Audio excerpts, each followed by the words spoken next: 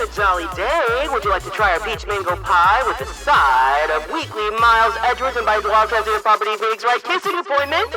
Because if you do, then let's go ahead and get started. I always have to make sure I'm going to the right scene because I have like the reverse overlay. But hey everyone. Welcome in. Welcome in. Welcome in. Hope you guys are all doing good today. Thank you guys so much for stopping by. CB, congratulations on being first. Gemini, welcome to the stream. May, I'm so happy to see you here today. Blue Moss, welcome. I mean, also. Ryugen, I'm so happy to see you.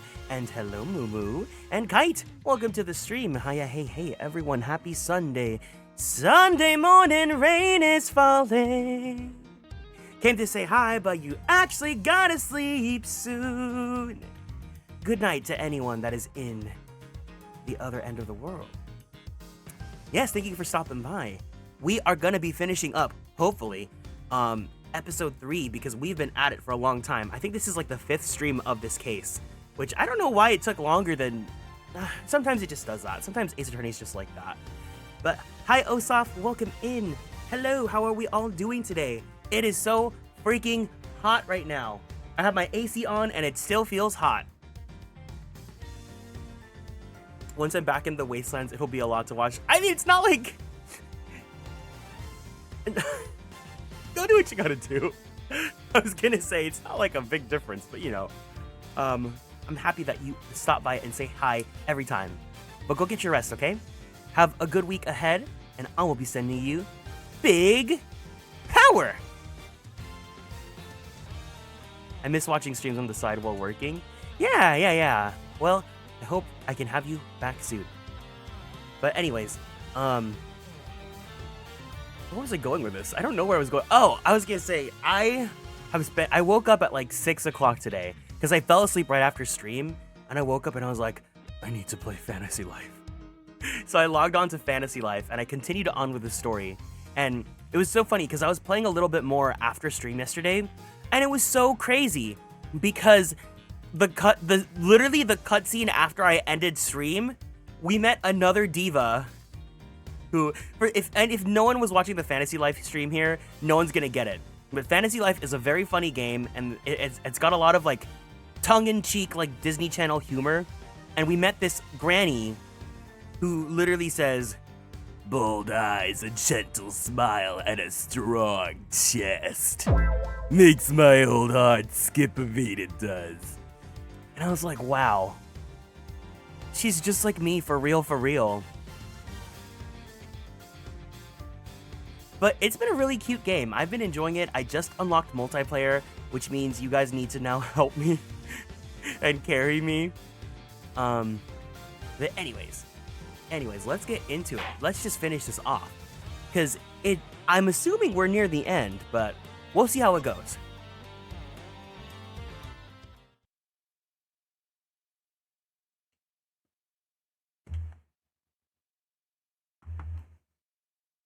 I also have my matcha with me, too. April 2nd, 2:33 p.m. Zodiac Hall, Fountain Room. The test results have just come in, sir! Traces of ubiquium were found in the teapot! They were?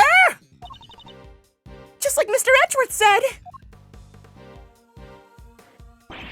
Curse you! You better not think this means you beat me! Hi, Lastiel. Welcome to the stream. You really need to drop this obsession with coming in first, Mr. Wiener. We're on the same side here, remember? We're all trying to get to the truth. What? But first is best! Second is worst, third is the nerd, fourth is a golden bird! Everyone knows it's better to be a wiener than a loser! That's really no way for a prosecutor to think. Not a successful one, anyway. Huh? But I...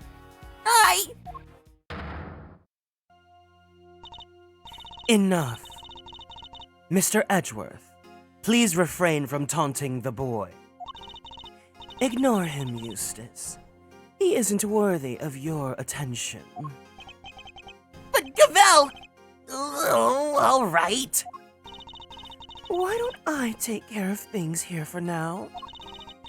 In the meantime, you can perform the far more important task of going and checking in on the victim. Oh, yeah, a good idea. I'll be right back. Excellent. We shall see you shortly then.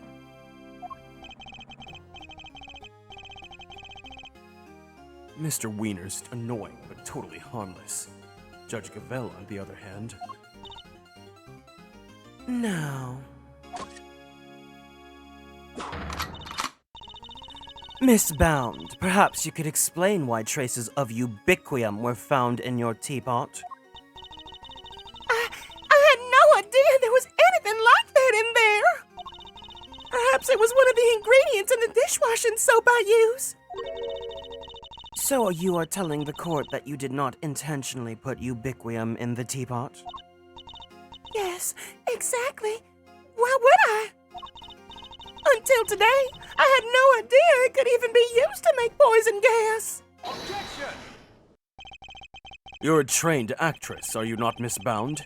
I'd have thought you would have been a more convincing liar. What do you mean? You have access to the ultimate cookbook, correct? A book that just happens to contain instructions on how to create the poison gas used in the attack. Meaning it's perfectly possible for you to know exactly how to make it.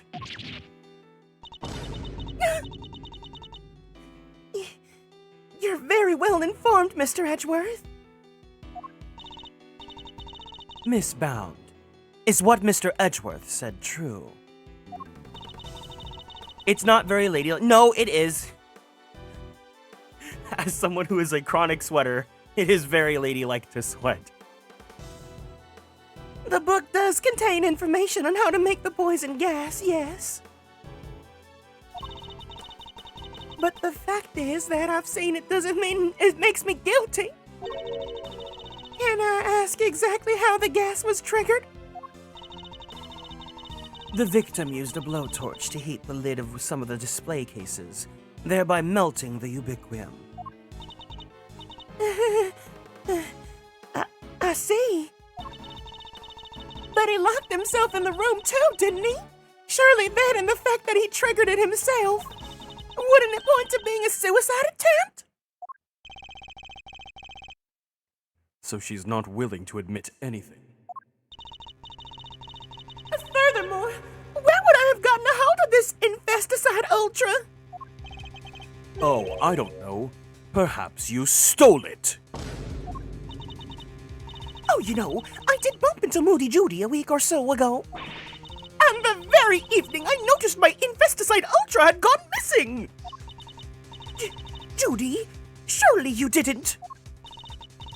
Delicia, you carry your bag of pharmaceuticals with you everywhere, don't you? There would have been any number of opportunities for someone other than myself to steal it from you. That's true. I don't have any hard evidence that it was definitely Miss Bound who stole it. Dudes, there's clearly something you're not telling us. Why don't you just come clean, Like Hillary Duff.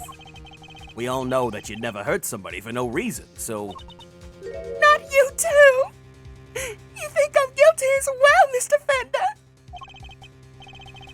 Can you blame me?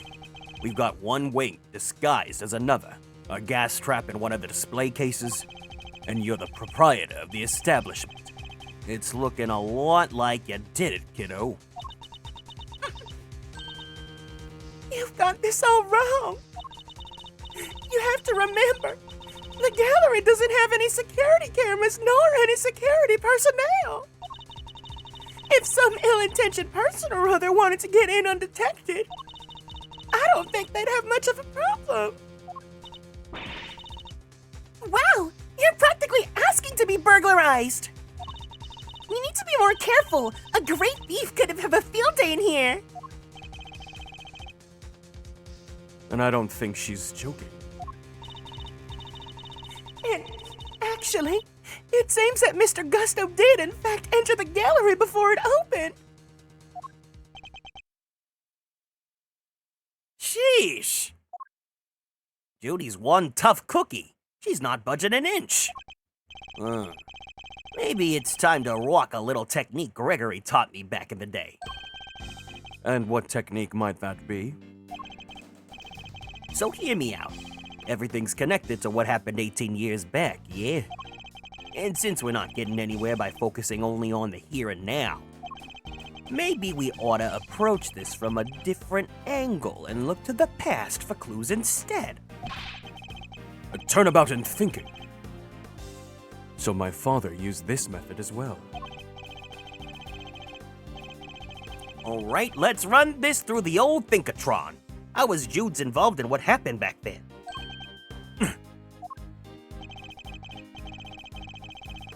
According to Miss Bound, it was because of her that Mr. Frost's flavored ice sculptures melted. And yet his sculptures are here on display at this very gallery today. Is it possible that she... Thank you, Fender. I think I know what I need to ask Miss Bound now. Don't thank me, thank your pops. Now take it away, Milesy. I'll grab the popcorn. Miss Bound, you say that you were the one who caused Mr. Frost's creations to melt 18 years ago, correct? I'm afraid so. I was young and foolish, and it was a terrible accident. And yet, what you did allowed you to open this exhibit, no? Huh? What do you mean? Yes, what do you mean, Mr. Edgeworth? If you are going to ask such questions, perhaps a formal testimony from Miss Bound might be best. Yes, perhaps it might. I'd like to know a little more about Zodiac Hall.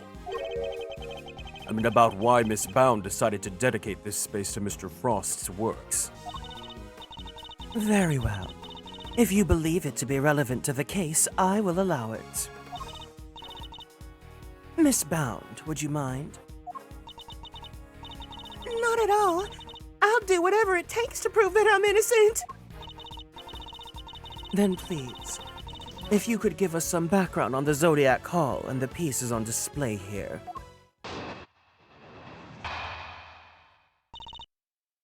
Zodiac Hall.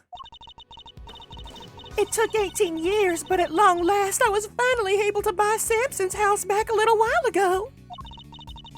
But a place like this is expensive to maintain, so I decided to turn it into an art gallery. Gavelian Bound, the diva energy is radiating from the screen. Can you feel the diva resonance?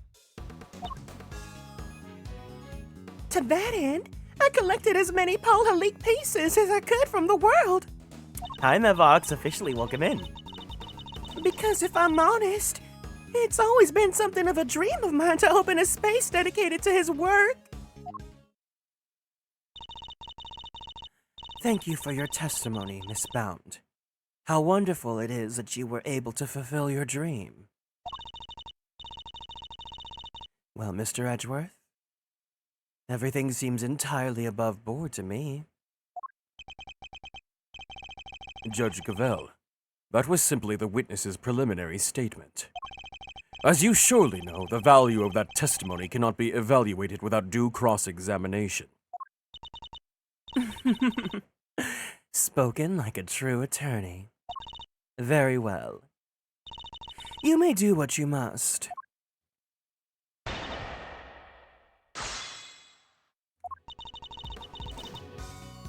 Hold it! 18 years. You must have gone through a lot to buy it back, Miss Bound. This home, this place, such memories abound. I couldn't stand to lose what I had found. I am a poet, do I know it? Samson, I did what I had to do to see that home was waiting here for you. How does she make it look so easy? I'll say, but I wouldn't expect any less from a trained triple threat performer. If you could continue with your testimony, Miss Bound, minus the singing, if you please. Hold it! You managed the gallery by yourself, Miss Bound? Yes, well, we only opened today, so I haven't done much actual managing yet, but I have to keep the mansion going. Can't have it falling down around my ears. Oh my God, Carol style, hi! You're my best friend. Samson could come home any day after all.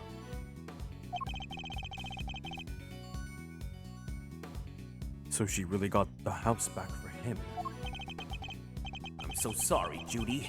I wish I could have done more. Oh, you've done plenty, Mr. Fender. If anyone should have done more, it's me. Even if the only thing I can do right now is to keep this place safe from Samson.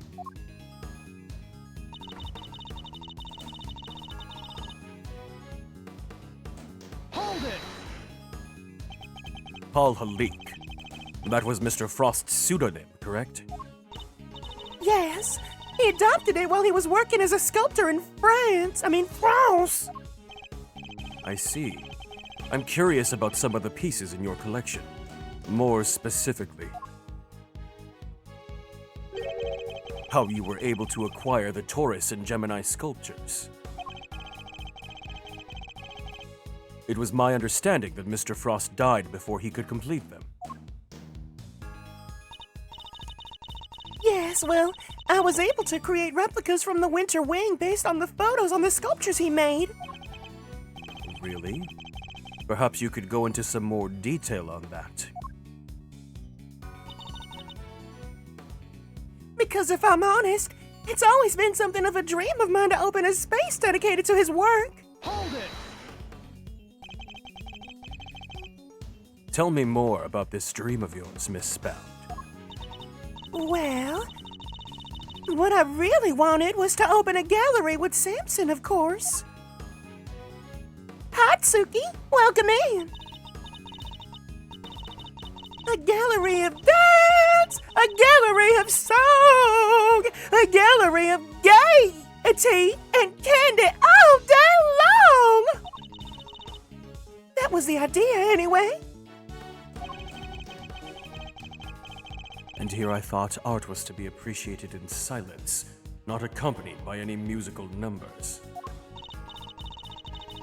Alas, Mr. Tangaroa transgressed against the edicts of the Goddess of Justice. And as such, that part of your dream may go permanently unfulfilled. No, Samson is... he's innocent. That awful prosecutor refused to listen, but it's true. It never hurt anybody. Mr. Tangaroa gave a false confession in order to protect Miss Spout. The two of them really did what they could to protect one another, didn't they?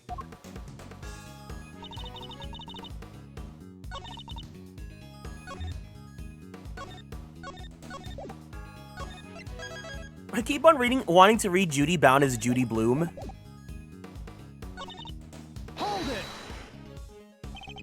These photos you mentioned, you mean the ones you yourself took in Mr. Frost's room 18 years ago? Yes. You certainly know a lot about what happened back then, Mr. Edgeworth. So those statues in the Winter Wing were just copies? And I didn't even get to see them before they melted. No, the sculptures in question were definitely not replicas. Which means that Miss Bound is lying. I know. It's such an awful shame. And after what we went to the trouble to recreate them, too. The sculptures in the Winter Wing weren't replicas. They were the very ones from 18 years ago. I need to show her I'm aware of that, or I will never get to the truth.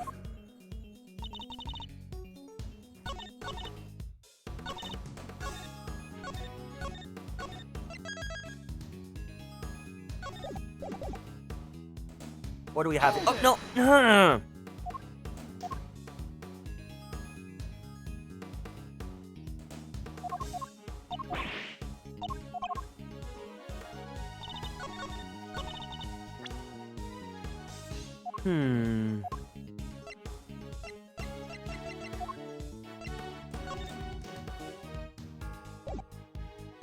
She's cinched too, and she's got the open back. And she's dancing. Objection! No.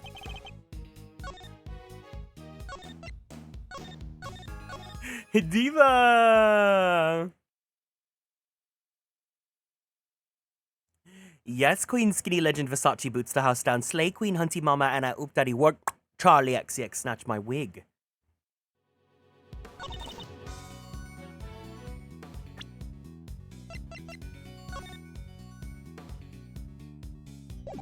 No, but this one isn't Gemini and Taurus, though. Objection! Oh, okay, never mind. I'm a liar.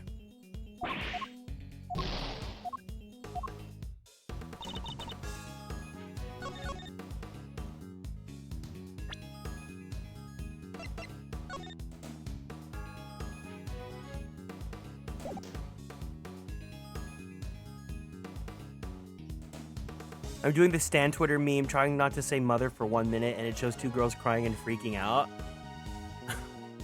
I've never seen that video, but I think I understand the energy. Hi, Angora, welcome in.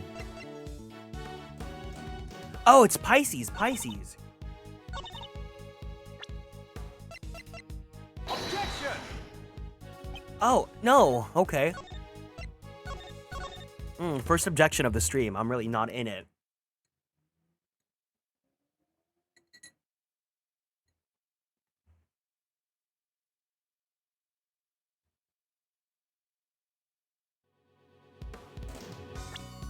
It's been a dream of mine to open a space dedicated to his work.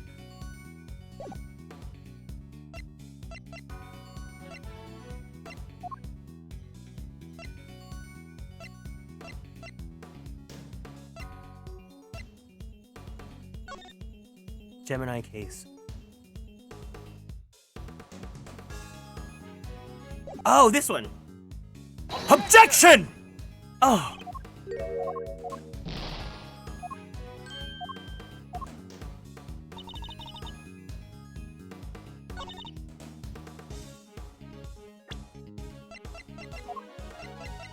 Objection!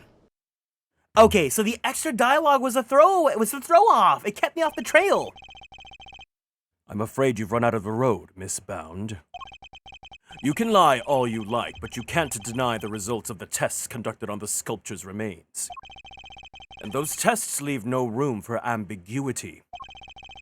What you had on display weren't replicas. They were the very statues Mr. Frost carved 18 years ago! Oh, I can probably help explain how they worked out like you. I can probably help explain how they worked it out if you like, dear. It's the sugar, you see. Nothing sugar is sugar, but the composition is actually very much unique. You could probably recreate the statues, but the sweet secret of the chemical makeup, no chance. Thank you, Miss Scope. I don't recall asking for her help, but still. It's just like that voice would totally come out of Scone, right? To put it simply, the statues didn't disappear back because they'd melted. They disappeared because you spirited them away and kept them hidden in those 18 long years! Ah! What? She kept... I said that, and I thought of Daisy saying, What? She kept a pair of flavored ice sculptures around somewhere for all that time? it's not the most out there idea in the world, assuming you'd have a big enough icebox. Overruled. Quiet, all of you. Miss Bound, have you anything to say in your defense? So you've already learned that much? Should I take that to mean you admit to having hidden the flavored ice sculptures in question? No, I admit to no such thing. You haven't proven that I was the one who took those statues away. And you won't. Because it would have been impossible for me to do in the first place. The police were already here when they disappeared. How could I have done it without them noticing? How indeed. I don't yet exactly know how you did it. But I'm far from ready to say that it was impossible for you to have stolen them away. You're a very persistent man, aren't you, Mr. Edgeworth? I am indeed. And I won't stop until I get to the truth. I see. And I'd better tell you exactly what I did that day 18 years ago.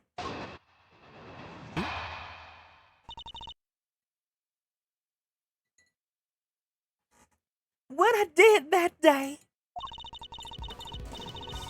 The whole time before judging began, I was waiting upstairs in our living area on standby.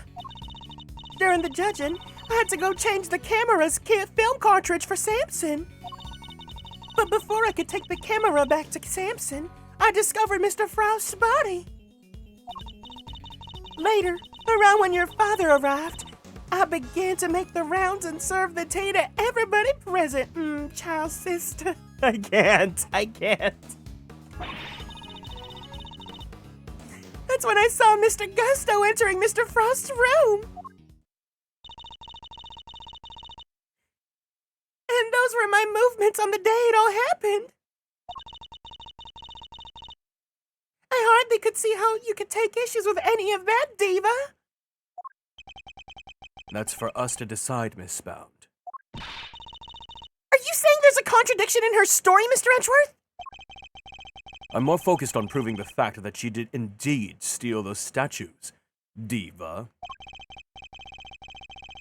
The question is, when would she have had the time to do so? If I can pinpoint that, I might be able to prove what exactly she got up to, sis.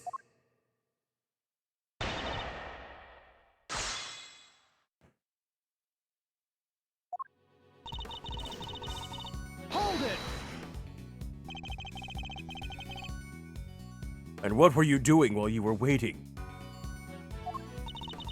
I was in my room practicing some dance routines. Oh my gosh. I was on a TV show called Bacon Bop with Samson, you see. Bacon Bop? What kind of show is that? It was a children's show. The two of them would sing and dance as if they made a variety of sweets. Whoa, that sounds awesome! Hold the phone, Miles. They used to watch it? My father introduced me to it. I may have watched an episode or 20. Why is Samson kinda... Oh. Do we have any screenshots of him? Wait, I should be careful about opening my screenshots folder. I know I for sure have spoiler screenshots. So Miss Bound passed the time before the judging began by practicing her dance routines. Was this the moment when Miss Bound stole the sculptures?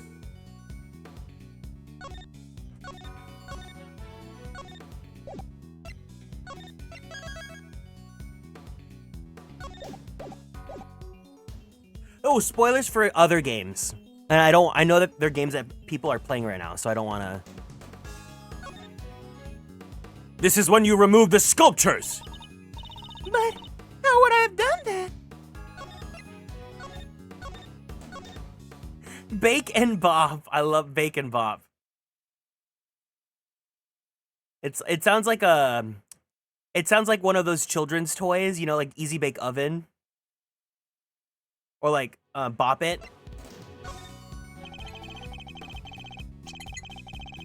That can't have been the moment she did it. I'd better listen carefully to what she says. Easy Bake Bop It! Exactly. Hold it! Man, I always wanted an Easy Bake Oven. Were you the only one who was able to move around freely during the judging? Well, I wouldn't say freely exactly, but I was able to move around more easily than the contestants, yes. Even so, I could hardly have spirited the sculptures away while Samson was standing right there, could I? And I ran straight off to change the film as soon as he asked me. I wouldn't have had time. So changing the film and the camera as requested by Mr. Tangaroa. Was this the moment when Miss Bound stole the sculptures? Sculptures.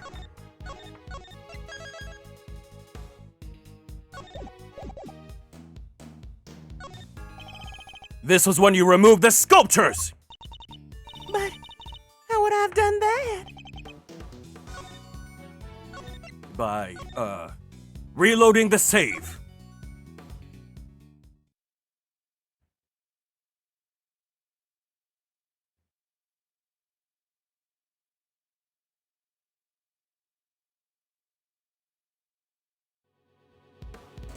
This wasn't the moment! That can't have been the moment she did it. You better listen carefully to what she says.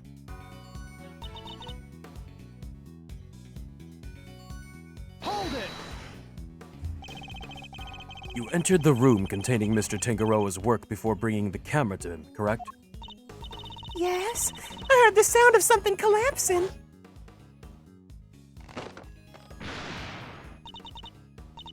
Samson, are you in here? Ah!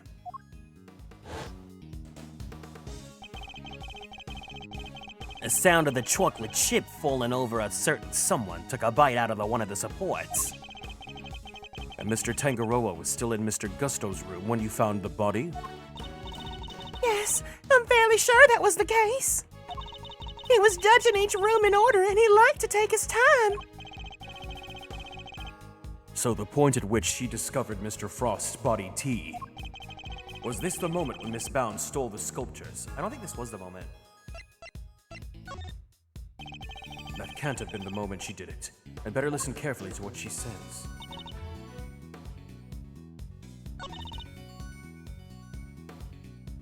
Hold it! When exactly did you see Mr. Gusto entering the victim's room? It was while your father and the others were investigating the room where the body of T was found.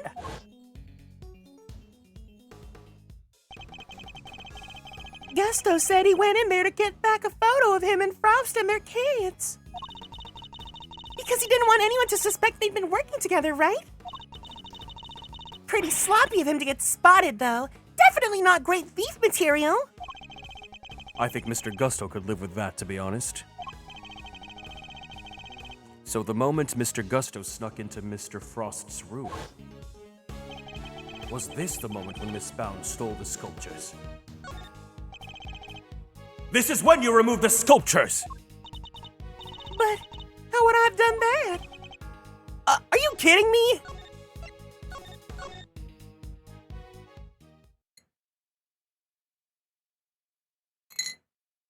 It's the one dialogue that I skipped.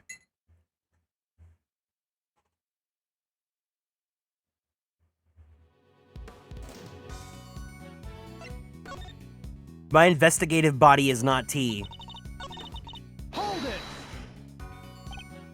Just as you did today?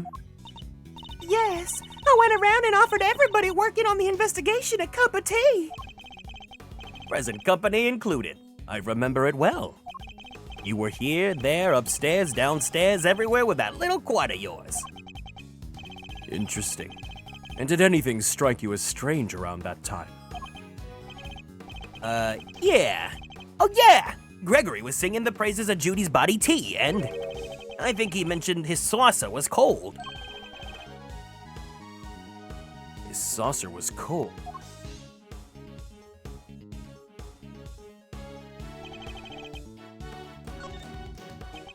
Miss Bound, I believe this is when you stole the sculptures. I hate to contradict you, but, the fountain room was full of witnesses at that point, Mr. Fender included. Are you suggesting that I somehow got the sculptures out of Mr. Frost's room, right under everybody's noses? That is precisely what I am suggesting.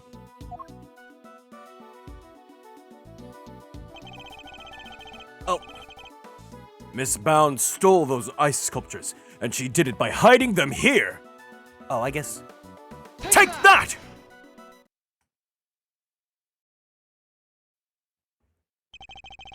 My father and Fender had no idea that one of the sculptures was mere inches away from them. Because it wasn't just a tea set you were pushing around, Miss Bound, but a hidden ice sculpture in a glass case! Ah! Overruled. Surely such a thing would have been impossible. How would a case of that size fit on a serving cart? It would have been spotted immediately. Objection! Who said anything about a serving cart? Well, I'm not sure I follow, Mr. Edgeworth. What are you suggesting she used instead? I'm suggesting that Miss Bound used this to transport the sculptures. Take that! And this is... The cart that Miss Bound used to move the flavored ice sculptures out of Mr. Frost's room 18 years ago. And it would appear that the very same cart is still with us in this fountain room.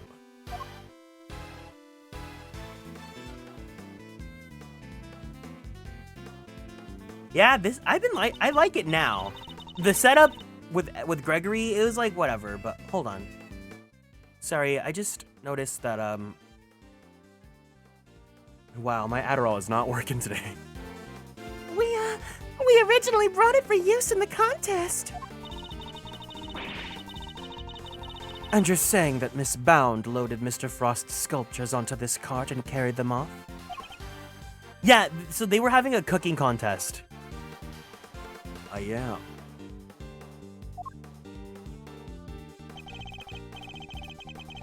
As you can imagine, all one would need to do is lay a case on its side and add a tablecloth.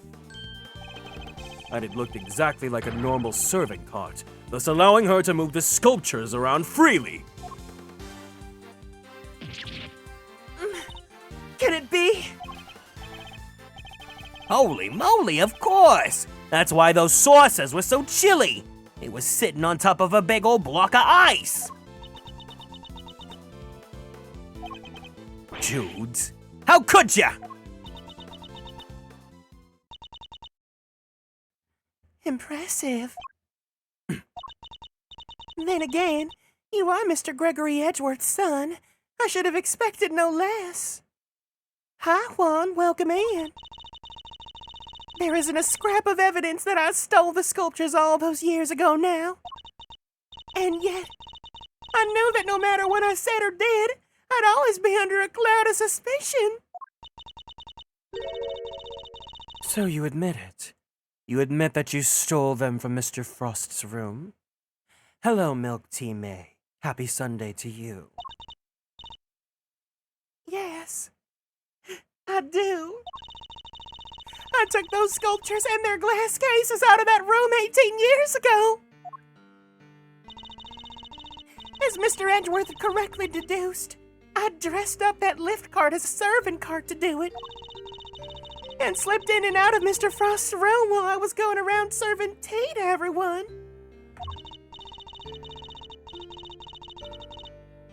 In the end, I'd removed not only the sculptures, but the flavored ice zodiac blocks as well.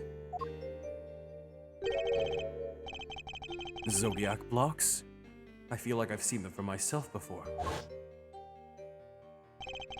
There's a huge block of ice on display here. It must be incredibly heavy, though maybe not. What with it being hollow on the inside?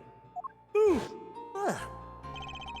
If the Winter Wing really is an exact replica of Mr. Frost's room from 18 years ago, then even though my father never saw them because they had already melted, the Zodiac blocks must have been in the victim's room back then as well. When I'd finished moving the 2 ice sculptures and the 2 zodiac blocks out, I took 2 fresh, empty cases to Mr. Frost's room and put them where the original 2 had been. Only the sculptures had been kept in glass cases, you see, to prevent them from being damaged. The blocks were a little more robust, so they'd been displayed as is. As stated in the contest rules, we were responsible for providing all display materials, including cases. Meaning it would have been easy for her to prepare those empty spares she swapped in. Mr. Frost's room contained quite a few other flavored ice works in progress. I figured if I melted them down somehow, the resultant puddle would look like it came from the sculptures. And that is how the sculptures from 18 years ago came to be in the Winter Wing today.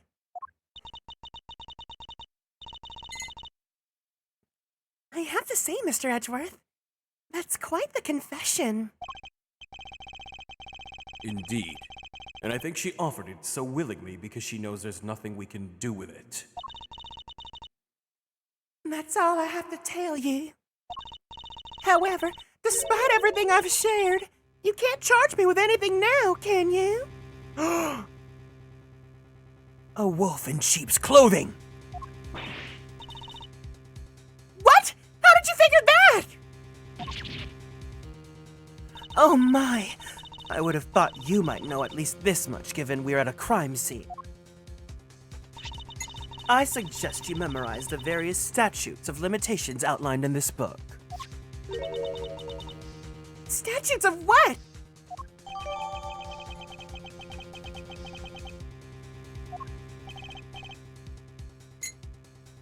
Simply put, Kay, prosecutors only have a certain amount of time within which they can put a suspect on trial for a given crime. Let's take a closer look, shall we? Theft. 7 years from the date. Oh, okay, never mind.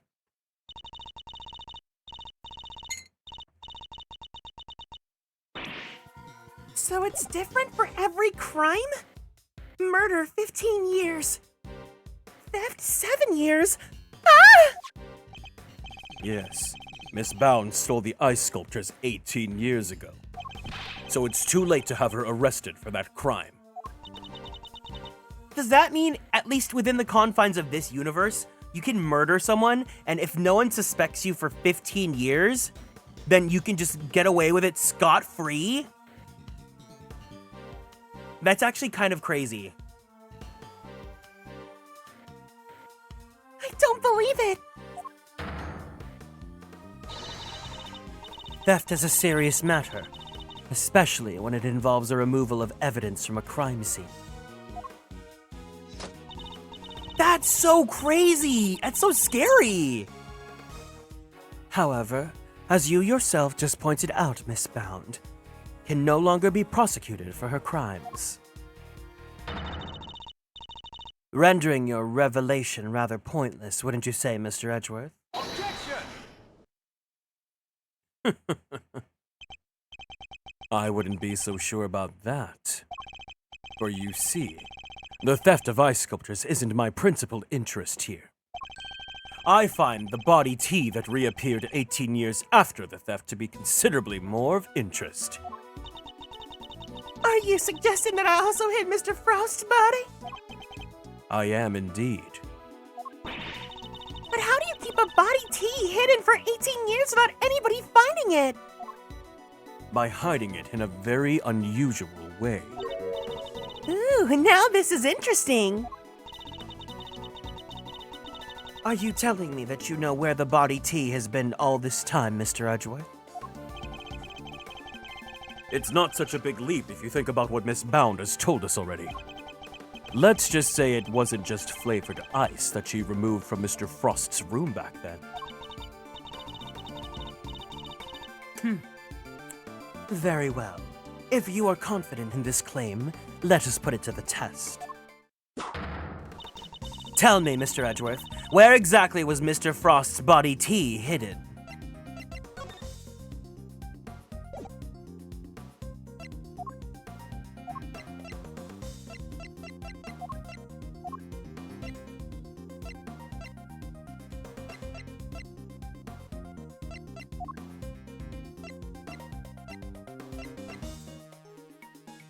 Take that!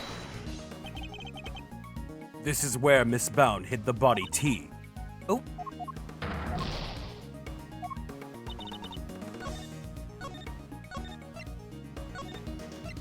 The body was not in fact tea.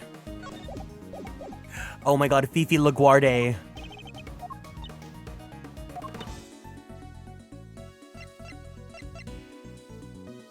Take that!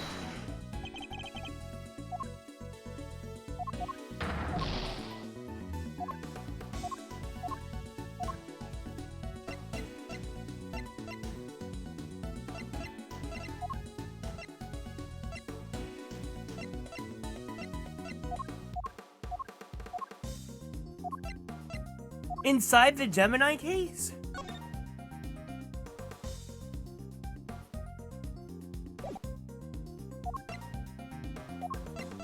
Take that!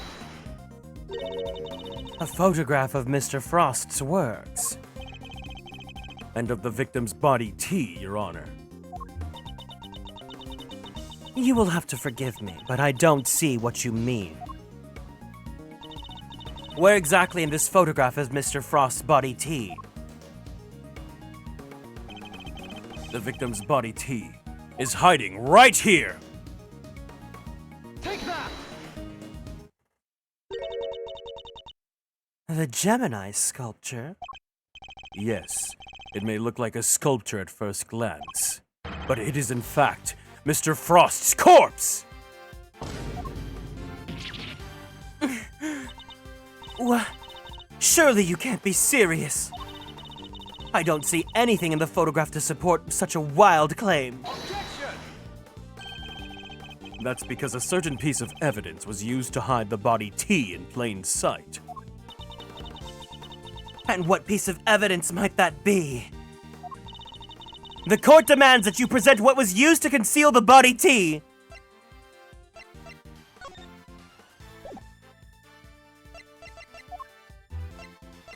Now it's time for the cloth. Take that!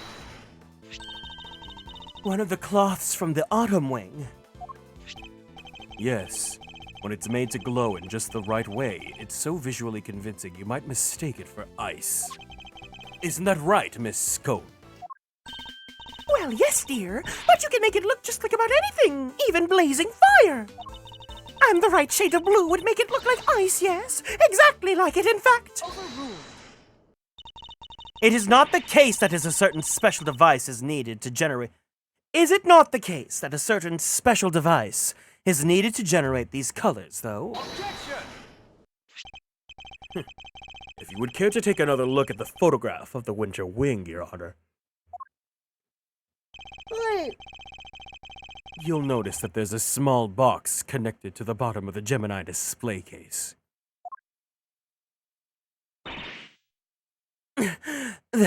That's One of the very light-emitting devices in question. Detective Gumshoe even confirmed its presence. In fact, this particular device went missing 18 years ago. Back then, it was no doubt firmly connected to the cloth inside the display case. Which means Miss Bound had no choice but to take it with her when she removed the sculpture.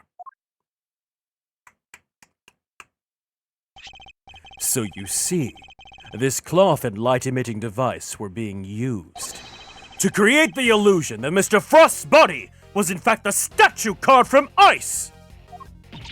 no. This can't be. Wait, so you're telling me that when we took that photo of us in the winter wing? Yes, we were standing right in front of the body T! But the body T and the cloth were both covered from the fountain. Why were they found there if the body T was supposed to be in the winter wing disguised as a sculpture? Objection! Because there would have been no mystery as to how the body T would have been hidden if we found it as is. Miss Bound needed to remove Mr. Frost from the winter wing in order to throw us off her scent. Ridiculous. I don't recall her sneaking around behind our backs to throw a body T into the fountain. No, and she didn't need to, because she had another method at her disposal. Her trusty lift cart, the same cart that had proved so useful in executing her original theft.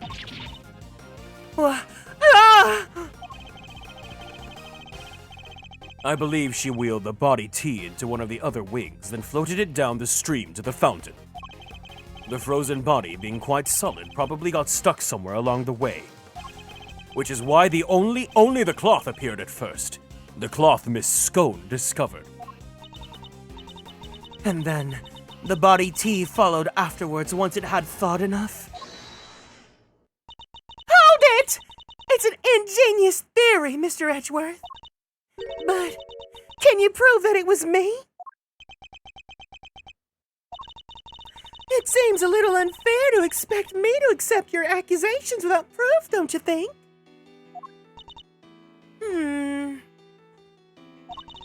What about an eyewitness? Do you think someone might have spotted her while she was moving the body T? As a matter of fact, I do. Oh! I skipped a lot. Oops. And the contradiction in the piece of evidence I was provided will shed light on exactly how Miss Bound moved the body T as well.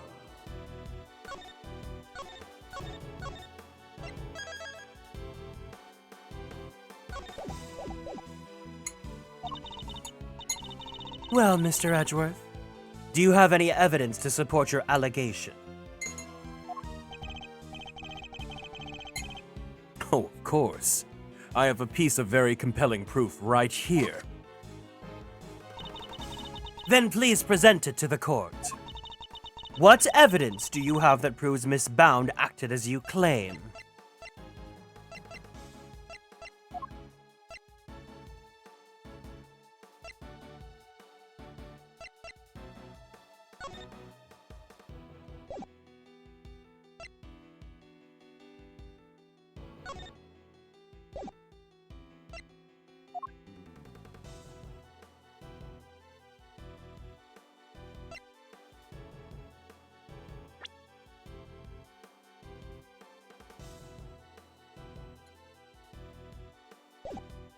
Is it the lamp? Take that!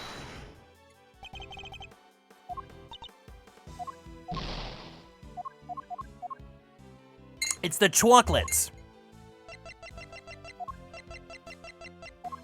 Take that! Nope. Okay, never mind.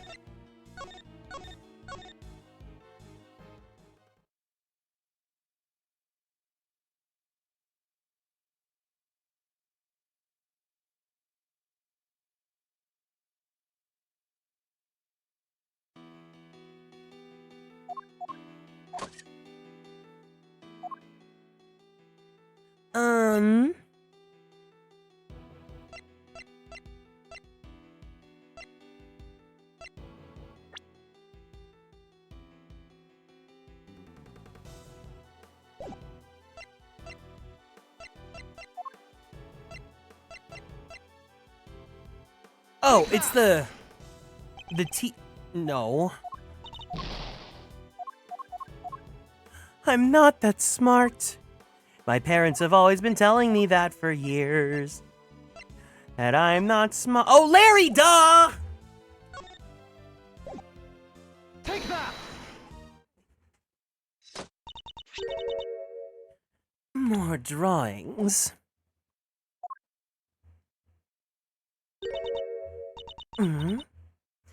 And is that me? Yes. Mr. Butts drew sketches of people as they passed through the fountain room. But what I'm interested in is the cart we can see here. No, wait, but my body actually is T here. I mean, Miss Bound's serving cart. What about it? You don't see it? She's using the same trick she used 18 years ago. Ergo, we know that Miss Bound was busy moving Mr. Frost's body when this picture was being drawn! What? Hold it! If I may, I don't see Mr. Frost's body anywhere in that sketch. All I see is a picture of me delivering chocolates to everyone. Really? Then allow me to direct your attention to the color of the tablecloth, Miss Bound. I'd originally thought that Mr. Butts had made an error, but he assured me that he couldn't possibly be the case. This tablecloth appears to be light blue. Yes, a shade of tablecloth that Miss Bound doesn't seem to own. The cloth only appears to be light blue due to the body T hiding just underneath. But the shape of the cart is perfectly rectangular, just as one would expect. Surely it would be immediately obvious if the tablecloth was being draped directly over the body T. Objection! Not if the body T had been placed inside one of the hollow zodiac blocks in the winter wing. Place one of those on the lift cart, and it would easily pass muster as a regular serving cart, wouldn't you agree? Goddess of justice! Miss Bound, surely now you admit that it was you who moved the body, just as you did 18 years ago? I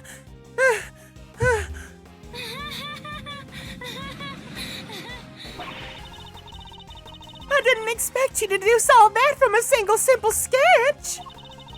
But that sketch alone isn't really enough to prove your theory, is it?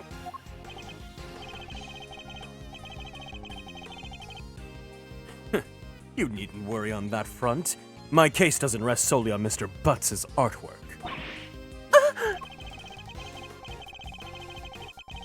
Once you've disposed of the body T, your serving cart became a simple lift cart once more.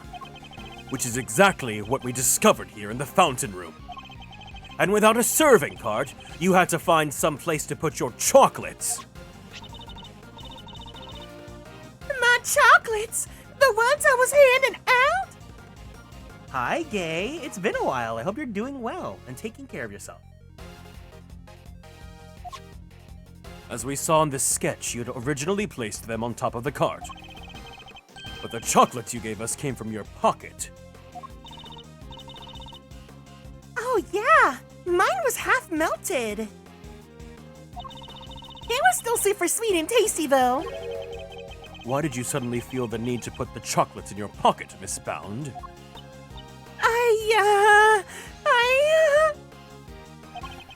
It was because you no longer had a serving cart to put them on. That's why! Ah! One moment, please. You have explained what Miss Bound did with the chocolates in the lift cart. But what about the tablecloth? Where did it go?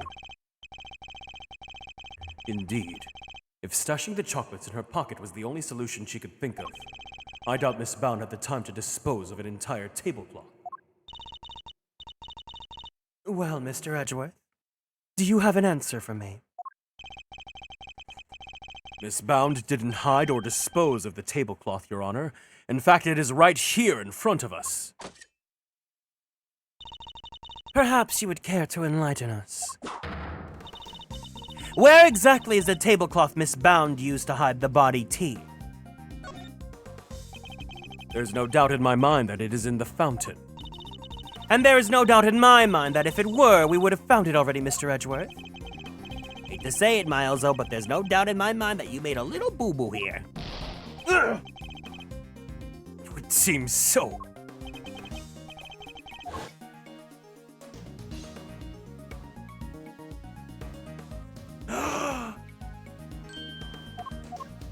Body T! Body T!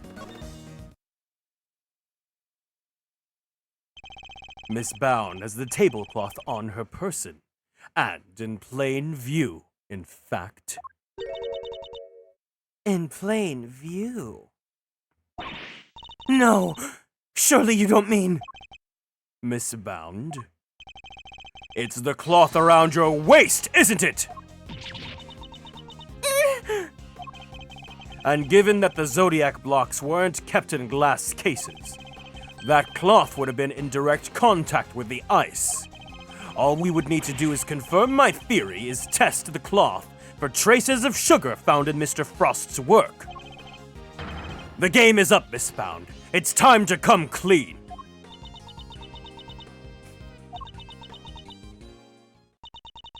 You won't need to test the tablecloth.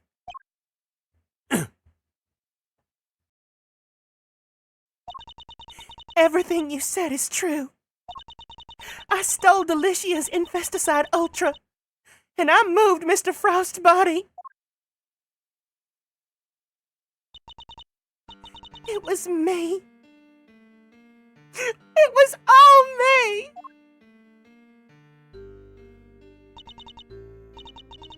Delicia, I'm so sorry. Last week I went into your bag and I took it. And then I put it in his pocket, hoping to make it look like he tried to do himself in. I made sure to leave no fingerprints but yours, just in case the police suspected foul play. Judy! You... Oh, gosh! But Judes, why? Weren't we supposed to be on the same side? All fighting together to free Samson? We were, but... I couldn't afford to get arrested. Not yet.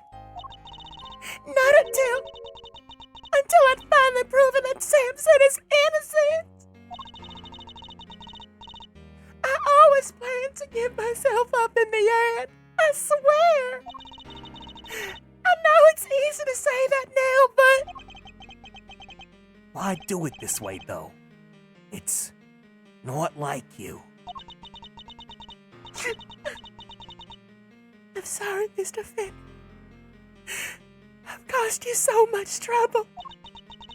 I've been the guilty party all along. Ever since that day 18 years ago. Are you trying to tell us that the true culprit in the IS-7 incident was you? I committed a terrible crime. I took those sculptures and I stole them for petty, selfish reasons. The moment Mr. Frost died, they became more than mere entries in a confectionery contest. They became the final works of Samson's favorite artist. I couldn't allow them to melt away. Not before he came home. And that meant I couldn't let anybody near them. Not even the police. So I hid them. I knew it was wrong, but I just had to. I put them in the cold storage room for safekeeping. But what I actually done was far worse than anything I could possibly have imagined. Because who would have thought that Mr. Frost's body T itself was posing as one of the sculptures? So she didn't know about the body T when she stole the sculptures?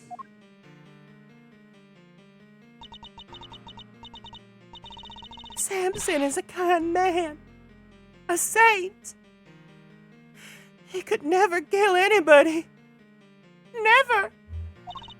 And yet, because of what I did, the police never found Mr. Frost's body and Samson was found guilty.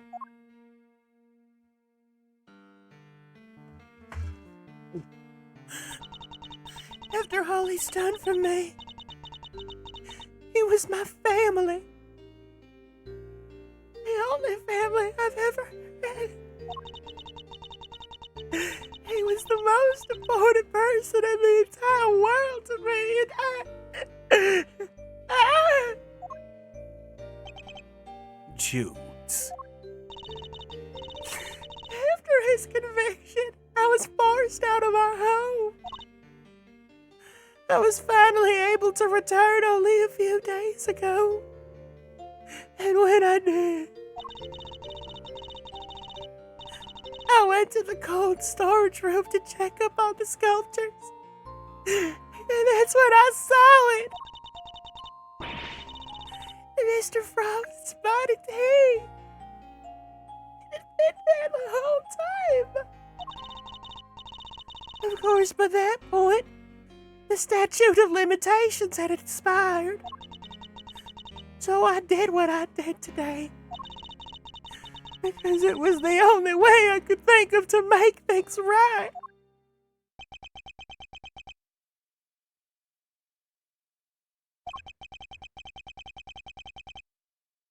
It seems I've misunderstood her intentions.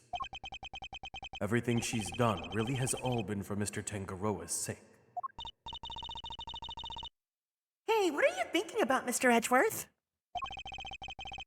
Something that's been puzzling me. Why did Miss Bound use poison gas? Why not a more reliable method? And why disguise the autumn wing as the winter wing?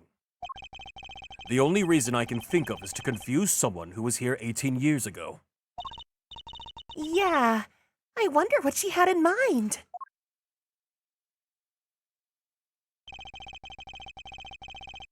If she was trying to prove that Mr. Tangaroa is innocent, Miss Bound's ultimate goal must be to...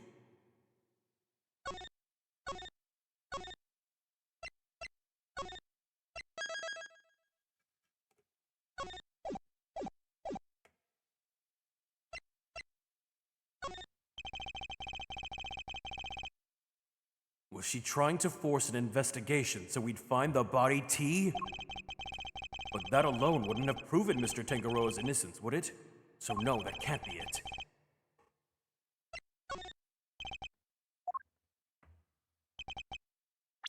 Could she have been trying to discover the identity of the true culprit? Miss Bound, your ultimate aim was to see Mr. Tangaroa cleared of all charges, correct? Official welcome in, Lyra. And to that end, you had to expose the real killer and have the police find the body from 18 years ago. Is my understanding of your intentions correct? Exhibiting the sculptures was sure to force the killer to return to the crime scene. After all, they were the only person apart from you who knew that the body T was hidden in the icework. So they would have freaked out thinking the body T was about to be discovered and come running, yeah? Exactly. But Miss Bound ran the risk that the killer might have successfully covered their tracks this time. In the worst-case scenario, they might even have been able to remove Mr. Frost's body from the scene. So how could she lure the true killer into revealing themselves without putting vital evidence at risk? Oh, I see what you're getting at. You're saying that's what the autumn wing was all. Winter winging. I am. You were betting on one thing, Miss Bound, weren't you? That whoever opened the Pisces case you had so carefully designed as the Gemini case would be the real perpetrator of the IS-7 incident! No. But that would mean the real killer was... Enough! Not another word! Do you realize the implications of what you are saying, Mr. Edgeworth? Are you prepared to stand behind the accusation you are clearly about to make?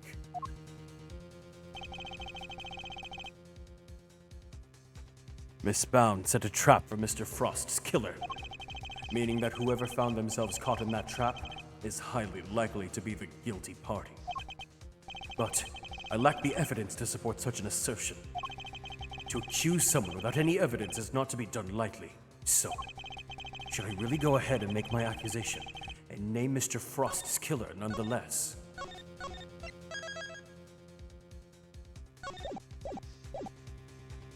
Yeah.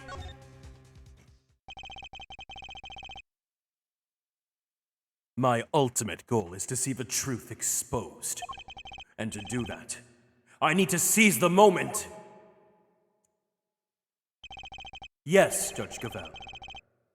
I'm prepared to stand behind my accusation. I know exactly who is to blame for the IS-7 incident!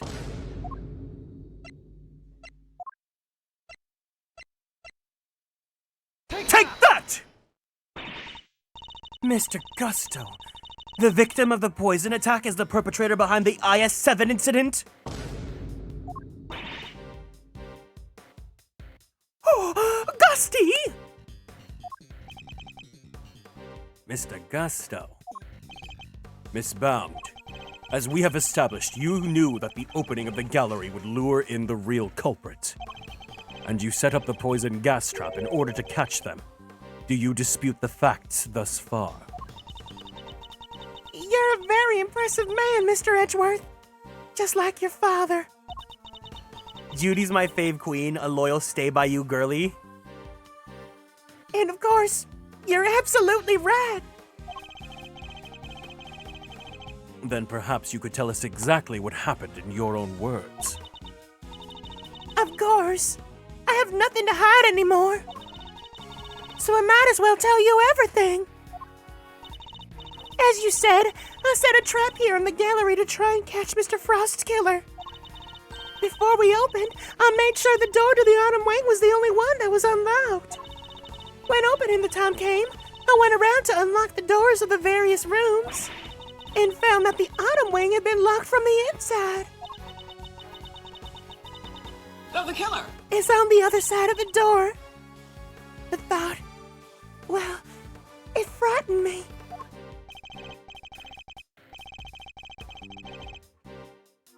And then she simply walked away, leaving him to fall victim to her poison gas trap.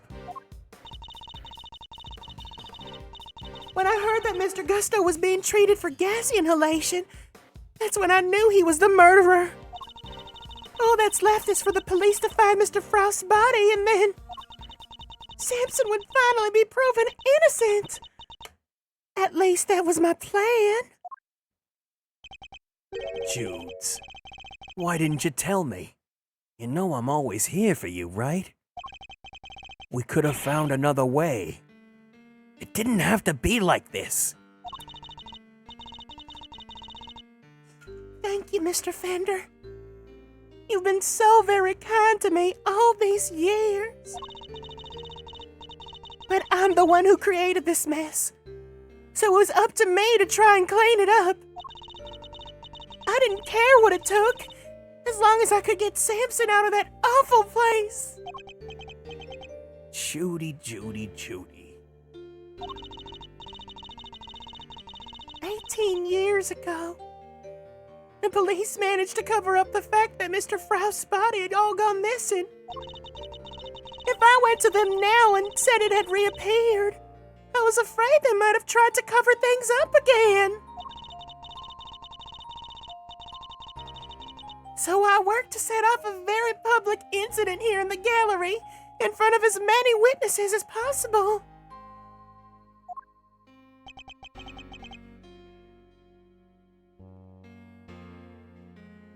I'm so sorry, Judy.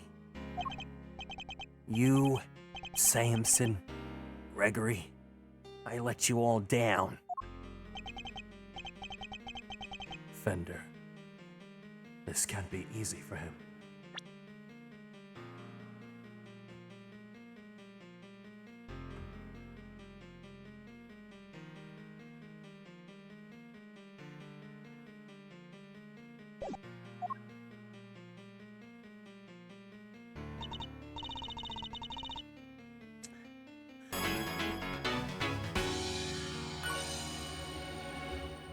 No. I think it's time for a care package.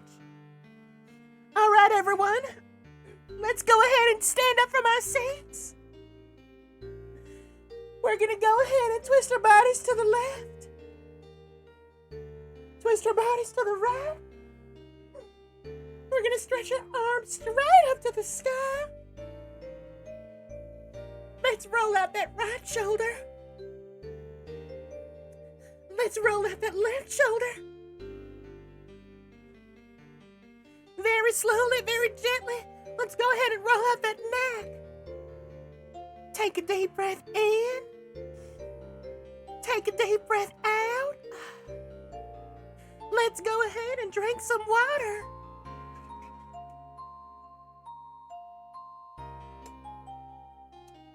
Thank you so much for taking care of me, CB. I'm the one who should be apologizing. Mr. Edgeworth, Mr. Fender, I hope one day that you can forgive me. And whatever punishment I have to face, I'm ready to accept it. But please, if I may ask one more thing of you, it's that you simply must clear Samson's name.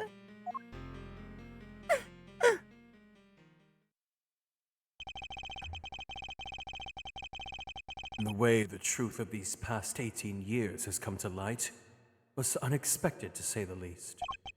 And yet, it had only set us down a path towards an even more shocking end.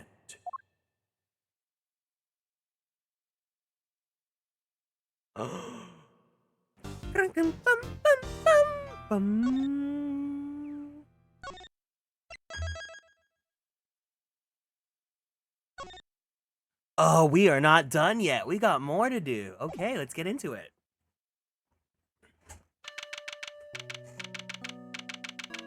April 2nd, 3:11 p.m. Zodiac Hall, Fountain Room.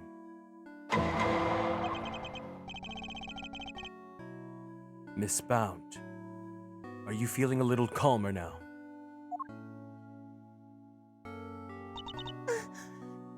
Yes. Good.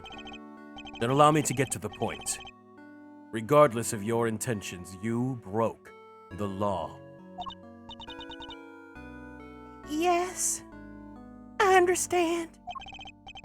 Nevertheless, I understand that you did what you did in order to prove Mr. Tangaroa's innocence. Therefore, if the real culprit really is someone else, then we have a duty to reinvestigate the case. Okay, question for people that know the law. I know that the statute of limitations say that if, like, it's 15 years, then, like, you're no longer convicted for murder. But if you are in, like, prison and 15 years passes and it is proven that you are innocent, then, like, do they let you go? Or is it like, well, sucks to suck? Because if that's the case, then we have a real issue with the law system.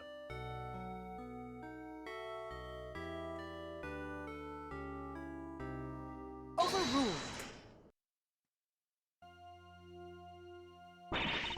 There's nothing to suggest that anything nefarious took place in the official IS-7 incident records. And right now, there is nothing to suggest that we should take Miss Bound at her word either. So our first order of business should be to arrest the culprit of the case before us, Miss Bound herself. Objection! Official records cannot always be trusted, Judge Gavel.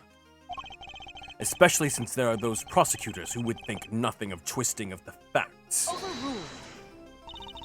Are you suggesting that the committee at the time overlooked such a prosecutor? That's for you and your people to figure out. However, it is a fact that the autopsy report was faked. Seeing as Mr. Frost's body was only found just now.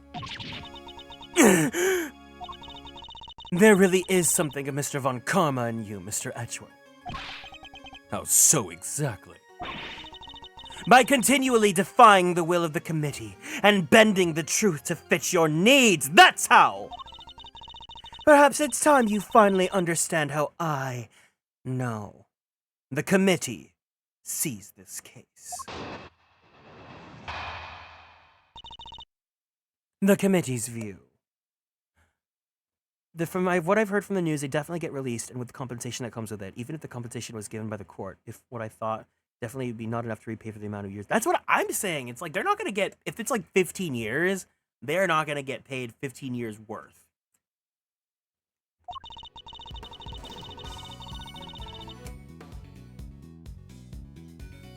The committee is willing to accept that Mr. Von Karma falsified Mr. Frost's autopsy report.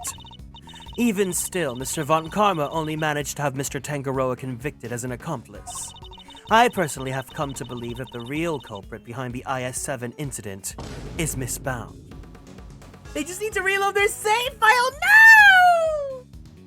That doesn't work because then they're just gonna relive the 15 years of service. Man, imagine life was like, you like learn something, how to do something, and then you could just reload your save file and then like optimize life maxing. So that you like don't spend years like busting your head against a wall and you just get it done the first time. That'd be crazy. Her plan to poison and kill Mr. Gusto today was her attempting to frame him for Mr. Frost's murder. And this is how the committee sees things, is it?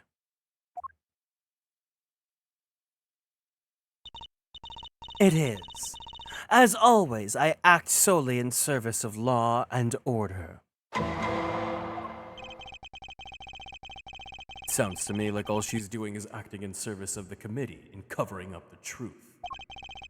And if I can't change her mind, there will be no saving Mr. Tangaroa or Miss Bound.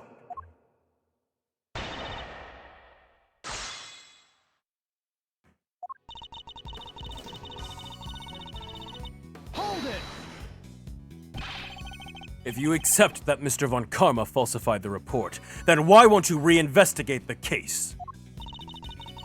Because the goddess of justice is never wrong. Her verdict remains true. Despite blatant evidence tampering, you sure your precious goddess is up to that? Almost makes you think the committee might have had other reasons for not wanting this looked into again. Further investigation is simply unnecessary, since the goddess of justice has already spoken. Is that right? Hold it! I believe it was a confession that sealed Mr. Tangaroa's fate in the end. A confession secured by Mr. Von Karma, which should surely cast doubt on the final verdict itself. Samson Tangaroa confessed to the initial investigating officer, one Detective Ian Sideman.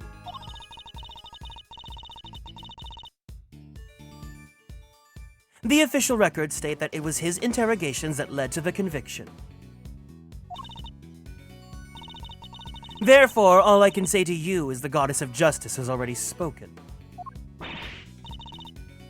Unbelievable! She just won't budge at all! Are these committee guys really that big of a deal?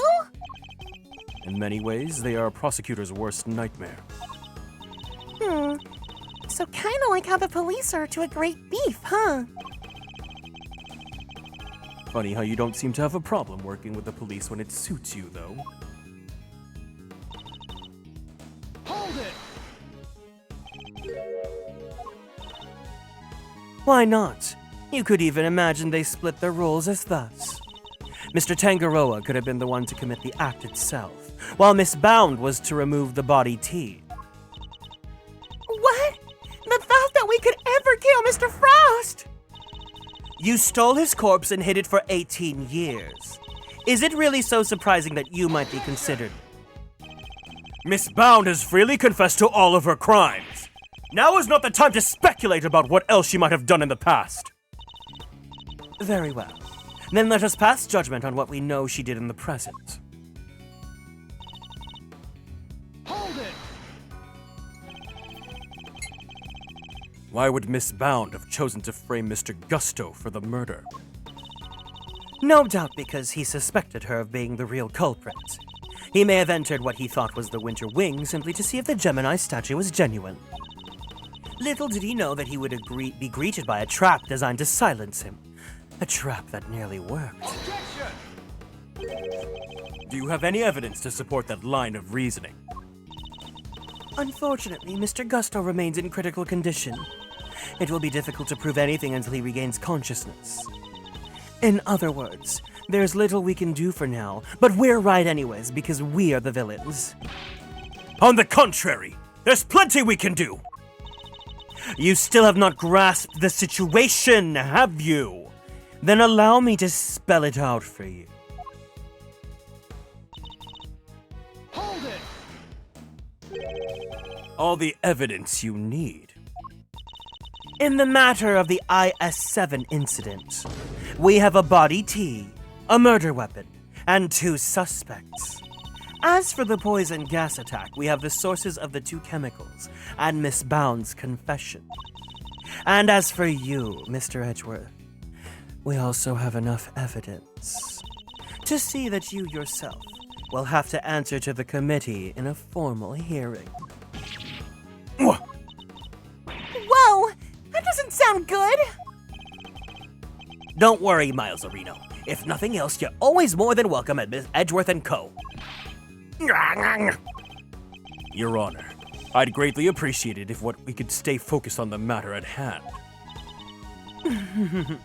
Of course. Now where was I?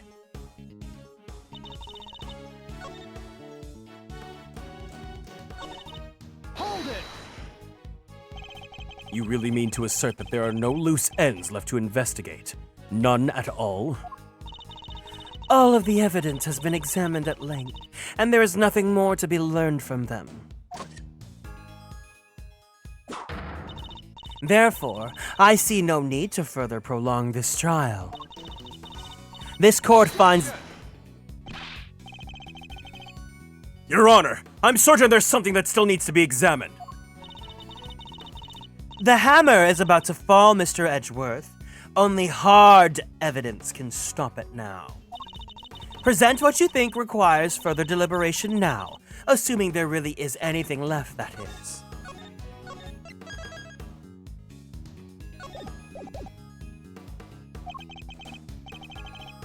This isn't over yet. Not by a long shot. There's still one thing we don't have an answer to. And that is up to me to point out to Judge Gavelle.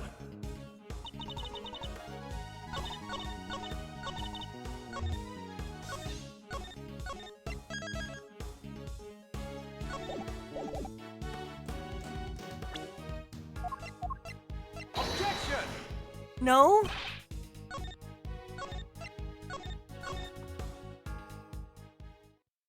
I'm really not on my game today.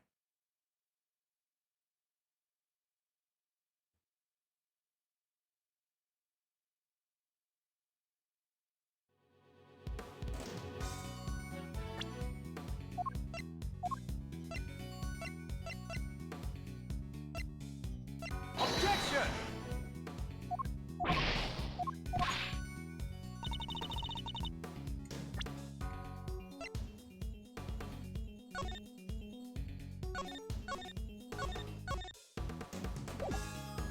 Objection!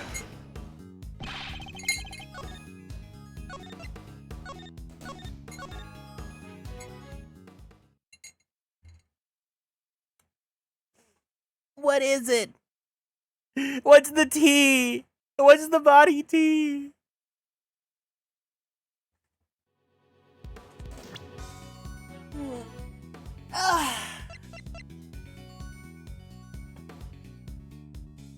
Objection!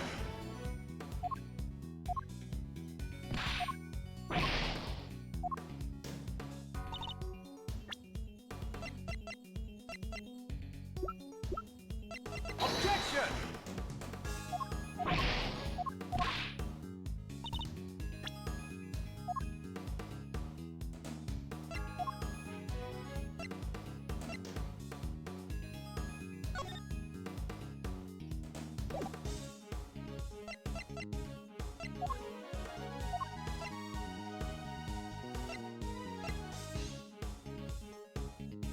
Objection!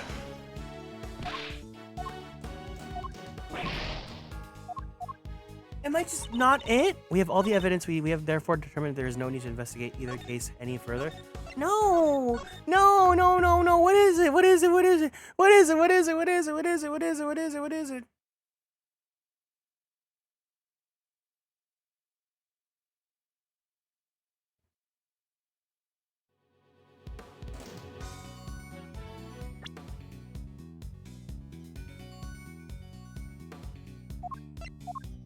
Objection! Okay, thank you. I'm afraid there's still one question concerning the IS-7 incident that remains unanswered, Your Honor. Would you mind taking a look at this? G Moon, thank you for following and joining the Konstellations. Welcome in. What is it? They're test results, carried out on the liquid at the bottom of the Gemini case in the Winter Wing. Welcome in. As you can see, traces of blood were detected. The question is, whose?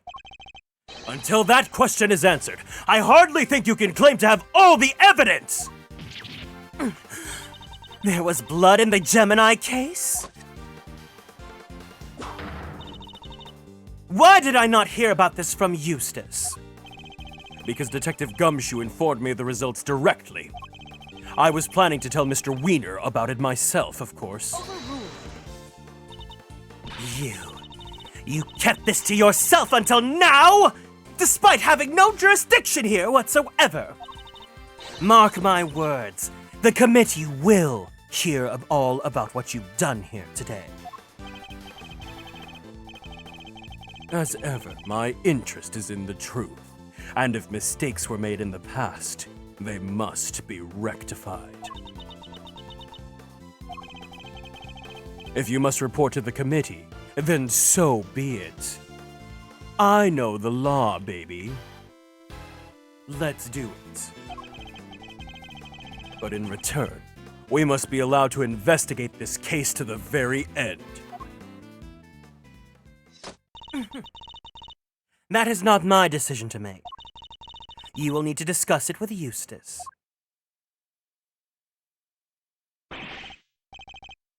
Guess who's back, losers? And with good news, too! It was a close call for a minute there, but Carmelo Gusto is alive! Gusto? He made it!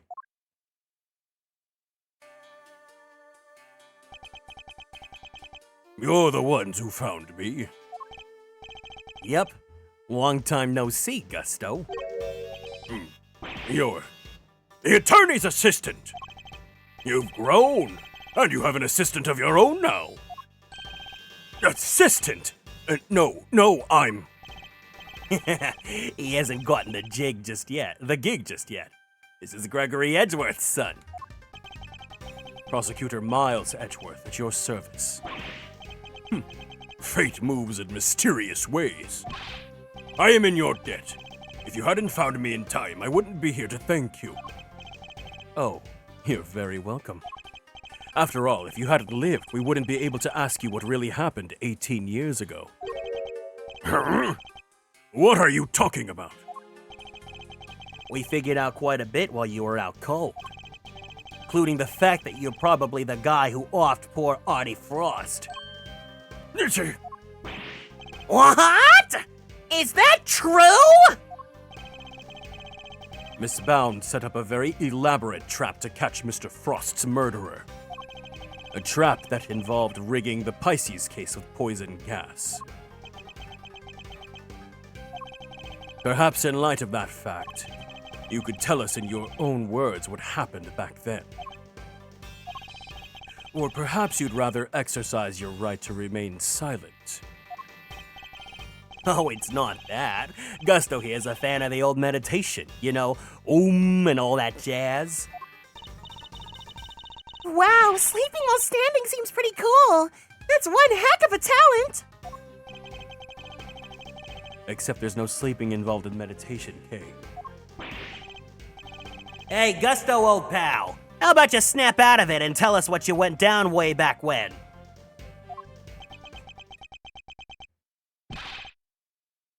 I was caught in the girl's trap, so I must be the killer?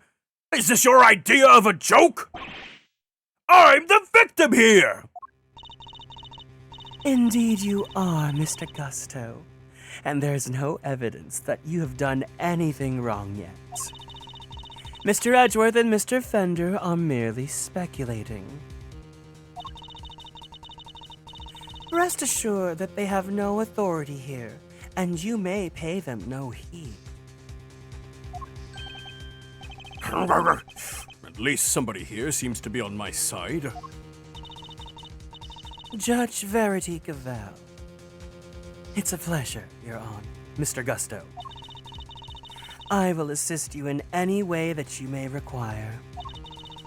Perhaps you could begin by explaining what actually happened 18 years ago to Mr. Edgeworth.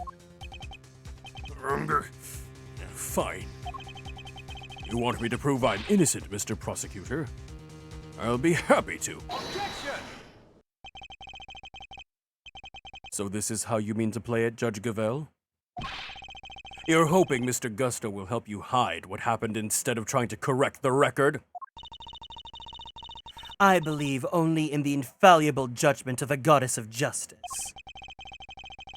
Except it is us humans who make the actual judgment calls in a court of law. And so long as there are those who would use the law to their advantage, our rulings are fallible indeed. If you would use your position to further obscure the truth, then neither she nor I will forgive you. We shall see about that. What do you advise, Judge Cavell? It would seem that you are under suspicion because it was you who triggered the poison gas. Specifically by opening the Pisces case's lid. Would you be so kind as to share why with us? Understood. I came to see Frost's sculptures. Simple as that. I made a mistake with the opening times and arrived half an hour early. Miss Bound, was there no one at the reception desk around that time? I had left the main entrance unguarded and unlocked just in case the killer made an appearance. I was also busy making preparations elsewhere and all the way up until the gallery's opening. So no, there was no one here on the first floor then. But I did make sure that all the wings were locked up tight. All except the autumn wing, that is. I see. She did all of that just to steer the culprit into the autumn wing. Which is precisely where Mr. Gusto went. Sneaking into a building's pretty suspicious, however you slice it. Silence in the courtroom! I will permit no objections or interventions unless there is some evidence that the witness is lying. The courtroom? You know this is an art gallery, right? Mr. Gusto, if you could please continue by explaining why you opened the Pisces case. I wanted to see Frost's work up close. So I went to the Gemini. Sorry, I guess it was supposed to be the Pisces statue. And I saw that the lid was frozen on tight. So I grabbed a blowtorch from nearby and tried to open it. When I finally got it open, gas came pouring out. Fascinating. His is the sort of flawless testimony attorneys can only dream of. Yeah, the everything sounds like a lie kind. I am none too satisfied with Mr. Gusto's explanation myself. Alas, there is no evidence to refute it. Oh, come on! There must be something! It's Bound's story you should be questioning, not mine. I'm not the one who set up the gas trap. She could have killed anybody with that thing. Objection! She turned on the sprinklers as soon as the gas was released. She knew exactly what she was doing. She was gunning for the killer and nobody else. That killer being you, old pal. So you believe that self-confessed criminal? Miss Bound is far from blameless in this affair, and she will have to pay for her crimes. But so will Mr. Frost's killer. You seem determined to pin Mr. Frost's murder on me. But I had no reason to kill him. And you have no evidence to prove otherwise. Can we really not prove that he's the killer, Mr. Edgeworth? Mr. Gusto fell victim to the poison gas. That much is indisputable. Yet no matter how suspicious his actions in the present may seem, they prove nothing about the past. Yeah, but... Then what about you, Mr. Fender? There must be something we can do! You're right. We may not have evidence, but we had plenty of intel. Let's see now. If Gusto killed Frost, he must have had a reason. He claims not to have a motive, but that can't really be true, can it? If he did it, he has one. Not many people commit murder just for fun. In fact, your old man had a little back and forth with Von Karma about a probable motive too, remember? How can you possibly say that with any certainty? If their relationship had broken down for some reason, that could very well have been the motive behind this murder. Von Karma would have let us talk to Gusto back then, but we can't now. If we can put the pieces together, I think the picture we've been looking for just might emerge. Yes, I think you might be right. I need to think back over everything we know about the IS-7 incident. Especially the questions that never got answered.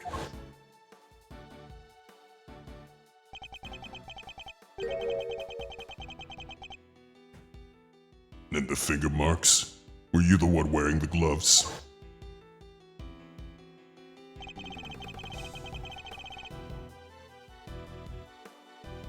Miss Scone denied that the finger marks on the frame were hers. But what if they were Mr. Gusto's? Perhaps he had wanted to take a look through the ultimate cookbook for himself.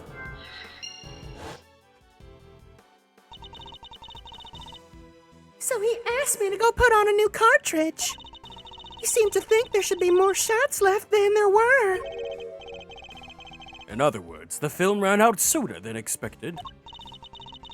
Yes, the number of shots he took didn't line up with the number of shots remaining.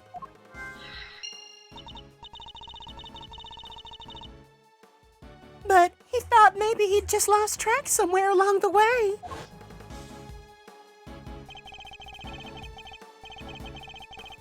My father noticed these things for a reason. I just need to piece them together correctly. In the absence of evidence, it's the only way to the truth.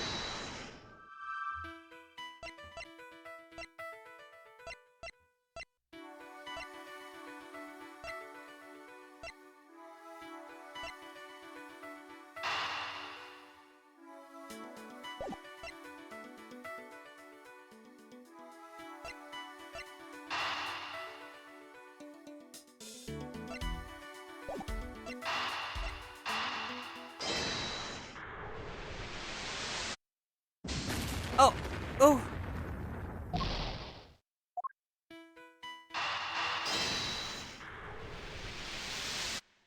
Brain blast! This is what a superstar looks like. Mr. Gusto, you and Mr. Frost conspired to create works for the contest together, did you not? So you know my little secret. Mr. Fender was kind enough to inform me. Mr. Frost was in charge of the designs, while you were in charge of the flavor. Is that correct? What can I say? I still had a long way to travel on the road of becoming a master confectioner. But you only collaborated up and through the semi-final. Something changed after that. We both wanted to show what we could do. Show that we were better than Tangaroa. Objection! Then why did you help Mr. Frost with his entry for the final? What grounds do you have to say that? Your own statement made to Mr. Von Karma 18 years ago. You told him that you had been working together right up until the day before the final. Mr. Frost's entry was carved entirely from blocks of flavored ice. Ice which would have needed at least a day to freeze. And whose flavors would therefore have already been prepared by Mr. Gusto.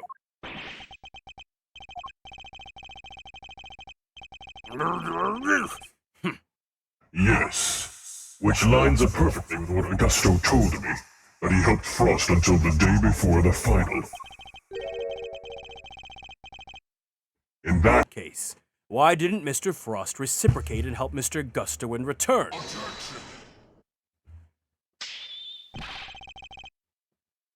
I can hardly be expected to read the minds of the dead.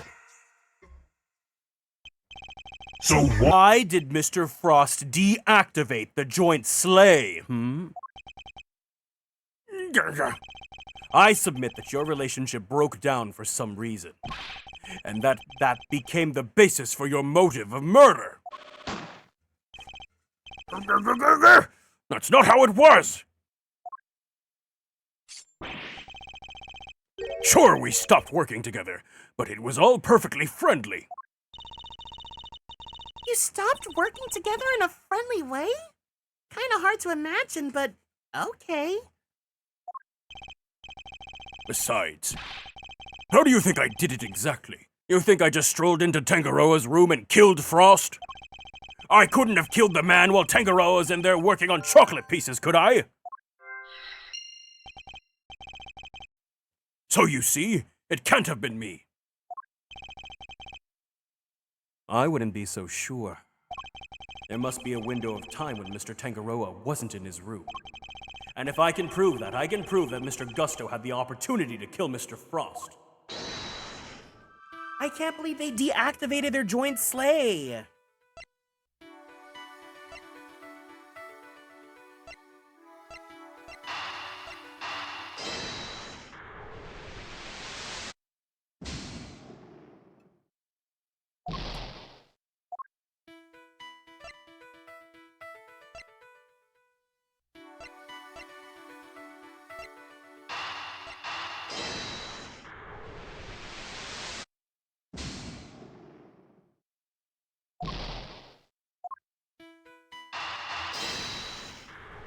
Process of elimination, baby.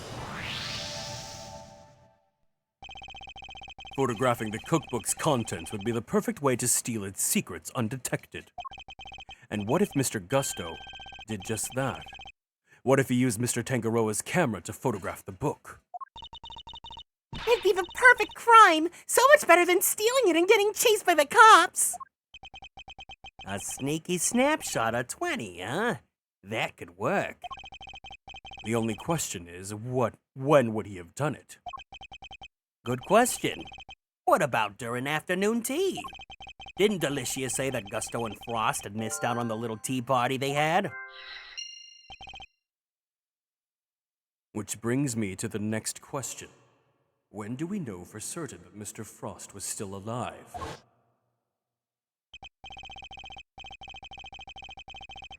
Then after the contest began, nobody saw hide nor hair of Frost as he had secluded himself in his room. And the only person capable of entering his locked room was Tangaroa, possessing as he did the only key. Miss Scone, were Mr. Tangaroa's works the only ones you sampled? No, dearie, I couldn't help myself. When I'd finished my afternoon tea, I tiptoed over to Chillywinks' room for a little taste, too.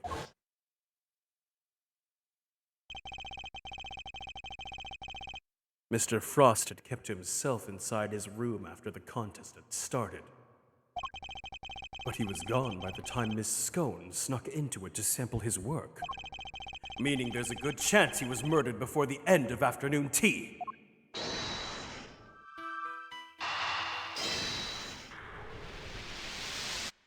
Brain blast! We can be sure that Mr. Frost was alive until the beginning of afternoon tea, making tea time the only window during which Mr. Gusto could have killed him.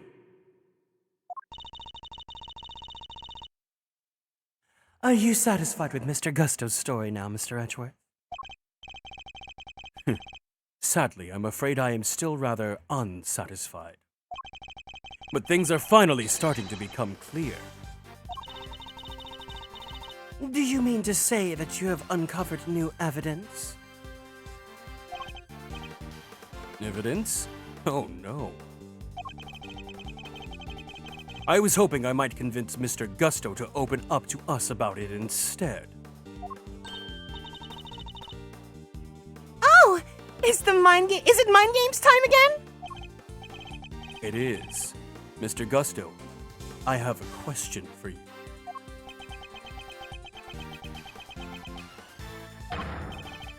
I said I have a question for you! What is it? You chose to make your entry for the final on your own. I told you I wanted to test myself. I wanted to prove I was the best in the world. Objection! If that were the case, then surely you wouldn't have chosen to cheat in the first place. So tell me, Mr. Gusto, why did you feel the need to team up with Mr. Frost?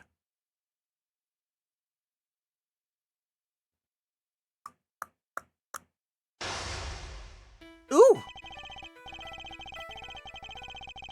18 years ago, Mr. Gusto and Mr. Frost joint slayed in the confectionery contest. But why did they work together? And why did they enter the contest in the first place? That's the information I need to get out of my opponent somehow.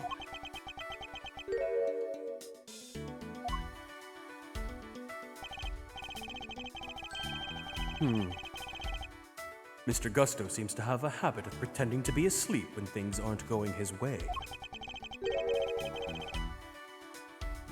Let's start by focusing on why he chose to work with Mr. Frost. After this quick break, because I really gotta go pee. So, we're gonna take a quick little break. If you need to, go get some water, give yourself a nice stretchy, go get some food, and when we come back, we're gonna go ahead and bust this guy down. Alright, everyone. BRB!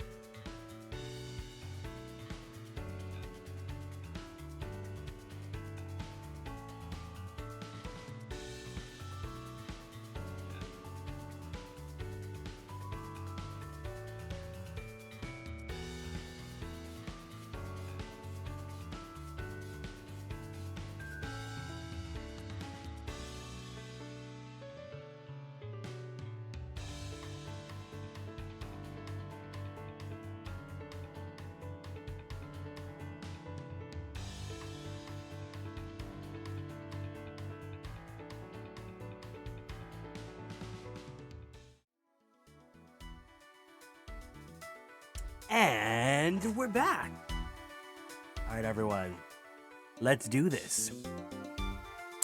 Let's start by focusing on why he chose to work with Mr. Frost. By my hand, now is the time to dig up the truth that was buried all those years ago. Mind chess, commence! Mr. Gusto, what inspired you to collaborate with Mr. Frost? We were acquaintances before we were contestants. He was interested in entering the contest, so we decided to sign up together. And your decision to activate a joint sleigh with a sculptor had nothing to do with your lack of faith in your skills? Yes, you don't know me. We joined forces because we wanted to make the most perfect creations possible. That's all!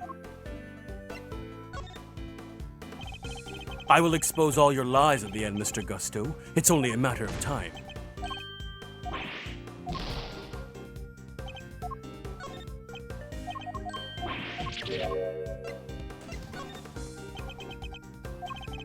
Frost's son and mine were in the same grade at school, so we got along pretty well, too. Oh, so you were just two friends who happened to try for the title of world's greatest confectioner.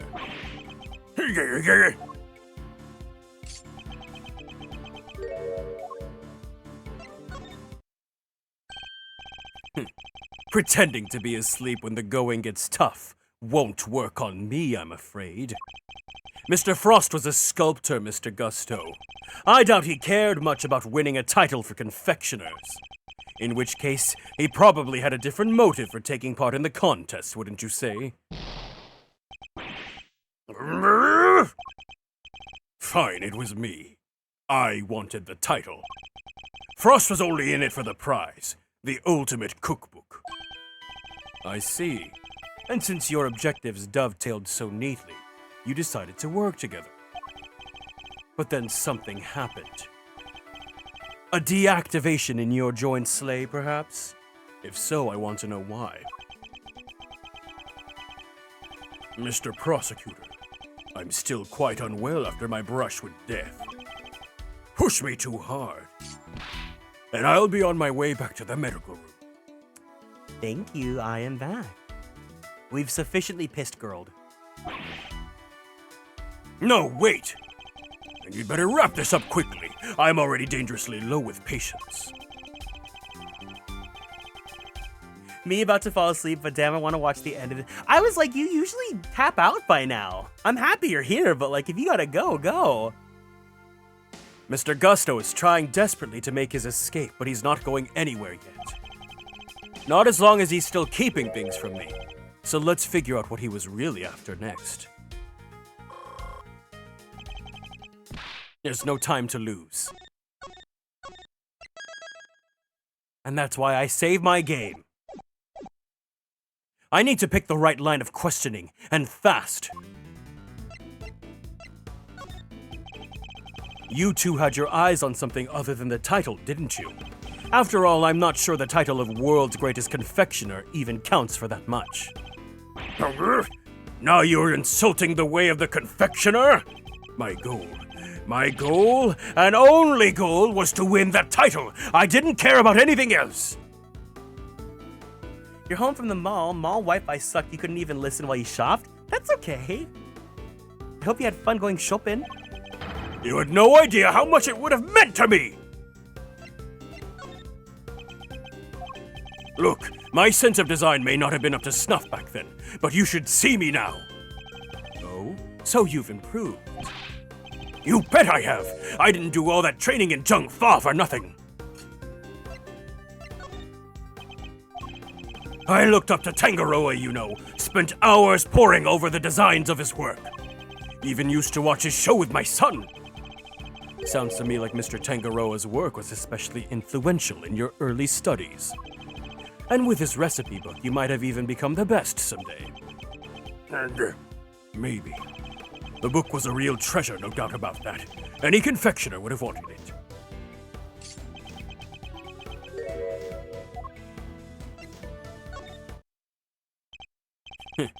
You claim that your only goal was to win the title. Yet you also seem to have had an interest in the contest prize, the ultimate cookbook. The greatest collection of recipes by the world's greatest confectioner! I can't say I had absolutely no interest in it. And even if I did, what exactly is so wrong with that? Nothing, I suppose. Only that the book contained recipes for medicines, not desserts. And everyone who entered the contest supposedly knew that. I feel like I'm finally getting somewhere. I cannot let him slip from my grasp now. I just need to stay calm and keep the pressure on. Next, let's find out why he wanted the cookbook.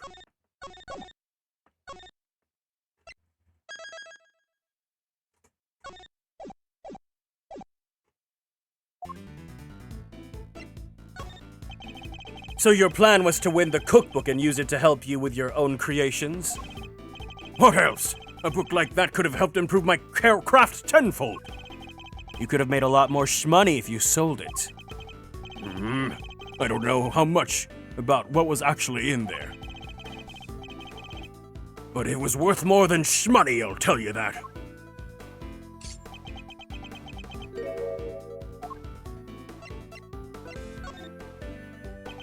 Come now, Mr. Gusto. I think you know more about the ultimate cookbook than you claim. They told us a little about it at the start of the contest. Then you know what kind of recipes it actually contained, don't you? And that they weren't dessert recipes at all! I see you did your homework. Fine, so you know what was really in there. The ultimate cookbook. Or the Angel's Cookbook, to give it the proper title. It's a collection of chemical formulas and ways to synthesize new medicines nobody ever heard of. So he did know that the cookbook actually contained recipes for medicines. This could be an important clue. Did you know how valuable the cookbook really was? What kind of question is that? It's a collection of Tangaroa's recipes! There wasn't a confectioner in the world who wouldn't have wanted to get their hands on it. Time to deploy my clue.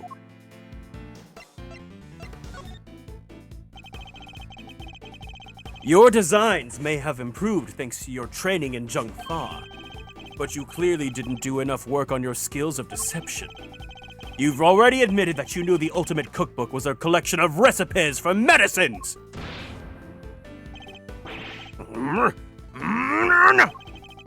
Thereby making your interest not gastronomical, but pharmaceutical in nature.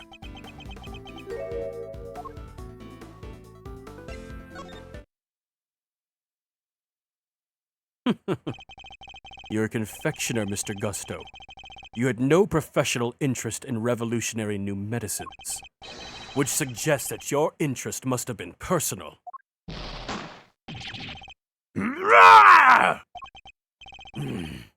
I underestimated you. Fine, you're right.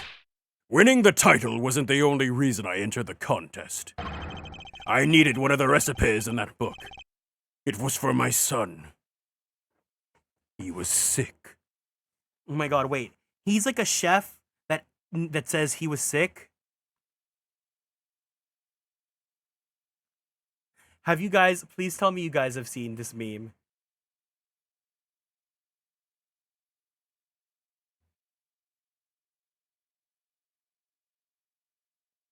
It's so stupid. But this is so fitting.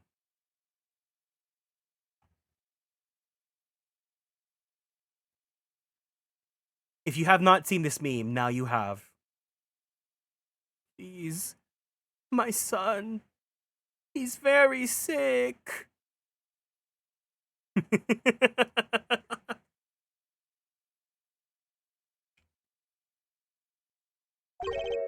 He was. Tell me more.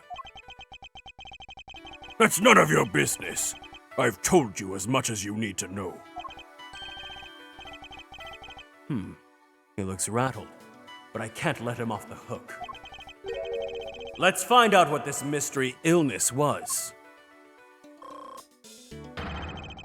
I've almost gotten to the bottom of this. I can feel it. Just a few more moves.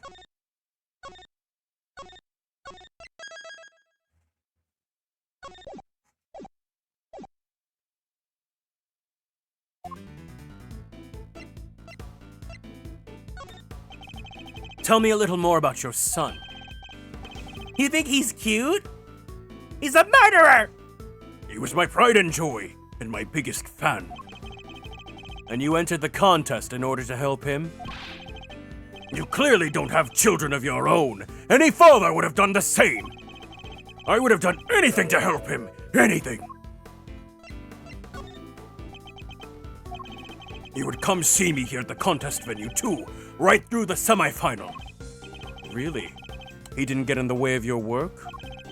If you were trying to beat Samson Tangaroa, surely you didn't have time to look after a child. Yeah, well, I wanted to do what I could for him. He said he wanted to always be the first to try my creations. You said your son was sick, Mr. Gusto. And yet he was able to come and join you for the contest? It wasn't that kind of illness. Nothing life-threatening anyway.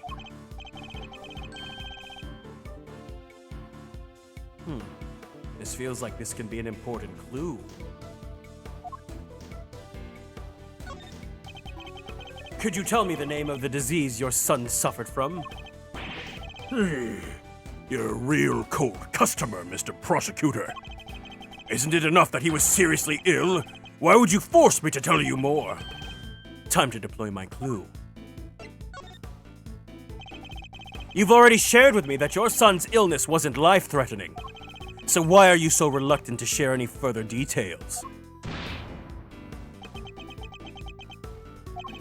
It may not have been life-threatening, but that doesn't mean it hadn't been life-altering. I see. It must have been very hard on both of you. Of course it was. That's why I did everything I could to find a cure. We were desperate. He couldn't taste anything, not even his favorite desserts.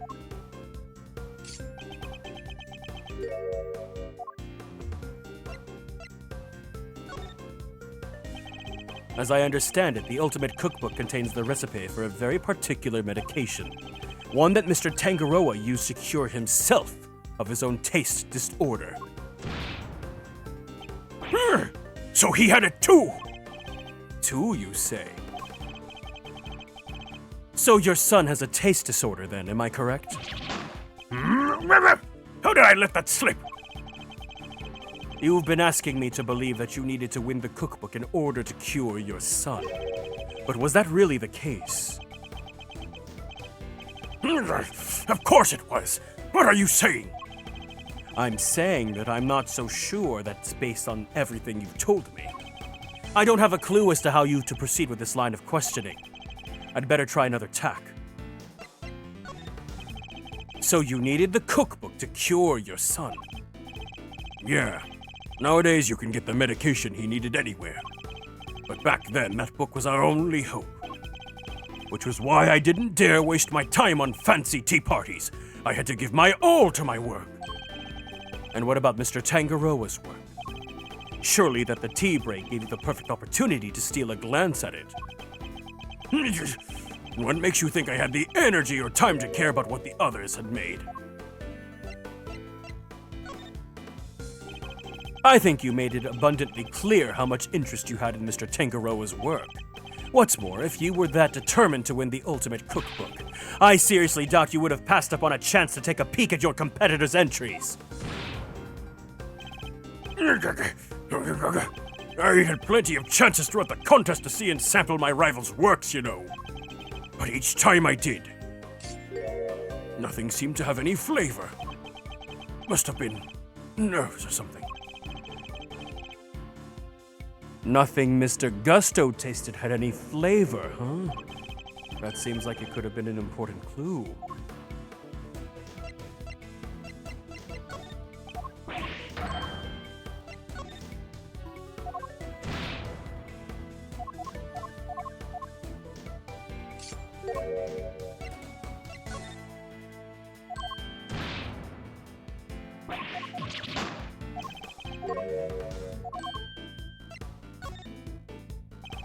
taste disorders are difficult to live with.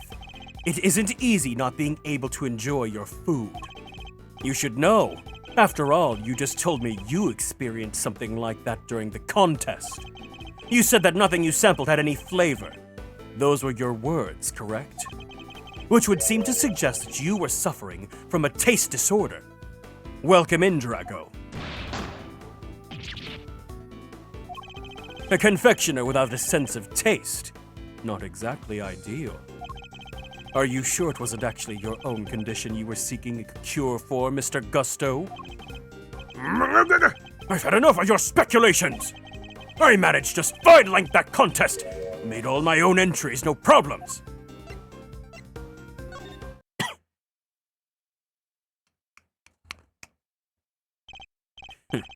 Sorry, but I'm afraid you're contradicting your testimony. You already admitted that you and Mr. Frost had worked together during the contest. It's too late to claim you did it all on your own now!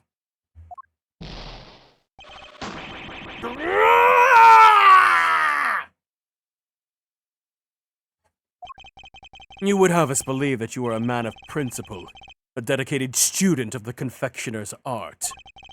Yet you abandoned those principles and conspired with Mr. Frost to rig the contest. All so you could cure your own taste disorder. You got me, Mr. Prosecutor. As you said, my sense of taste was shot. My son's was fine. I'd kept it hidden for so long. 18 years and nobody knew. Sadly, you can lie to others, but you can't lie to me. Both Mr. Gusto and Mr. Frost entered the contest, hoping to obtain the ultimate cookbook. For the medicine that would cure Mr. Gusto's disorder, and the shmoney it would bring in for Mr. Frost. Thus, an uneasy joint sleigh was forged. And that, I believe, is check and mate.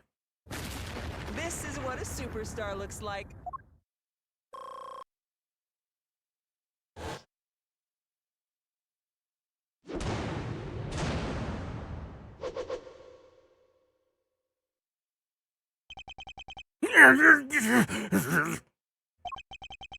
I'll admit it. You're good.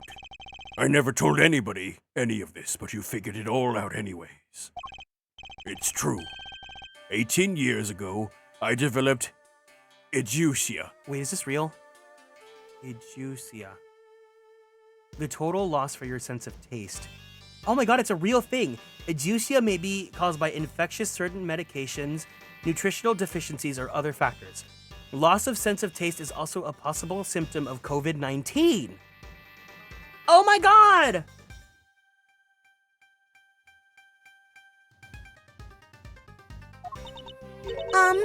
What's edusia? It's a taste disorder that makes it so you can't taste anything at all. It's totally real. I just googled it right now. A confectioner's worst nightmare. Mr. Fender. Is that what Mr. Tangaroa had as well? No. The big old man had what they called dissociated taste disorder. Basically, some things he could taste just fine, while others had no flavor at all. So he suffered too. Can't have been easy. Not when there wasn't a way to cure it on the market. Which is why you needed Mr. Tangaroa's cookbook. Do you admit now that was the real reason you entered the contest? It was only one of the reasons. I wasn't lying when I said I wanted the title. When I put my mind to something, it gets done. And I won't lose to anybody! I may not have been able to taste it then, but I still knew my stuff was good enough to win. No? So you went into the final thinking you stood a good chance of winning? Of course. What was it that Fender said about what Mr. Tangaroa thought of Mr. Gusto's creations? Hi, Yasmin. Welcome in. Mr. Gusto's creations were a perfect balance of flavor and design, at least up through the semi-final. But disappointingly, his entry for the final was subpar on both counts. We were told that your entry for the final was far from the prize-winning taste sensation you described. What happened, Mr. Gusto? What went wrong that day? Fine! You want me to talk, I'll talk, but you're not going to like what I have to say.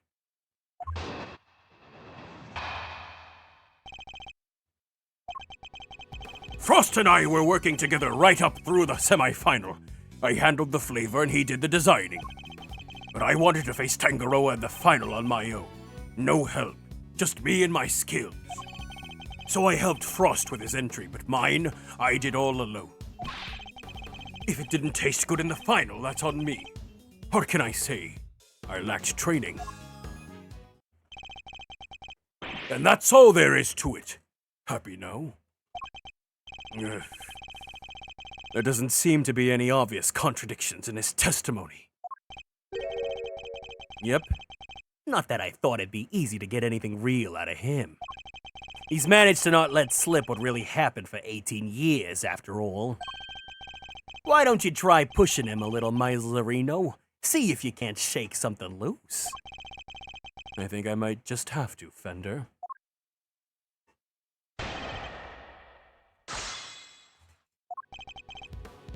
Hold it!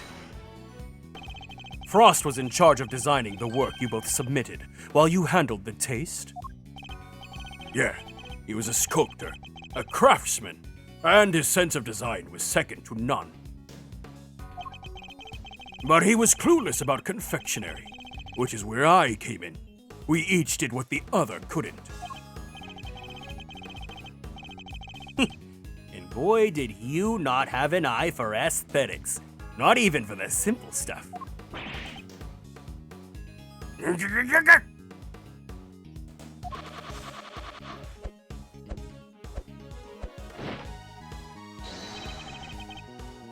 How do you like me now? Huh. The national symbol of Jungfa. Oh yeah, it's a phoenix! It's a phoenix! That's awesome! They said his name! They said his name! I'll say, pretty different to the stuff you were pumping out 18 years ago. Behold the fruits of my training. I've dedicated my whole life to my craft. But back then, we both needed each other's help, so we joined hands until the final. Of the right variety? I love him. Hi, Juma, welcome in. Hold it! You were serious about winning the title then? Of course. The art of confectionery is my life. Why wouldn't I have wanted to be crowned the greatest? But I still had a lot to learn back then. Wait, this is so random. Why does he look like he belongs in Wuthering Waves? Doesn't like all the playable characters in Wua, like they have that like sound wave tattoo? Guess it's no surprise my work wasn't up to scratch. But the title wasn't the only thing that you wanted. There was the cookbook too. And you wanted the book even more than you wanted the title. Isn't that right, Mr. Gusto? Yeah, the tacit word. Overruled. Mr. Edgeworth, you are badgering a witness who is still suffering the effects of today's attack. I cannot allow this harassment to continue. I understand, Your Honor, but... Ignore him, Mr. Gusto. You need not answer that vile prosecutor's question. But please do continue your testimony in your own time. Hold it! So you're saying Mr. Frost didn't help you at all? But he helped you up until then, correct? It's a bit strange for him to stop so late in the contest, no? Strange or no, it is the truth. Could be he had his reasons, too. I wouldn't know. If he's lying, then it's gonna be a headache to prove. 18 years is a long time. Not unless that gizmo of yours has a built-in lie detector, Kay. If it did, I'd have stolen the show from Mr. Edgeworth long before now. No, don't worry, Fender. I can tell when he's lying. No doohickeys assistance required. He says doohickey, he really is old. Please, Mr. Gusto, continue your testimony.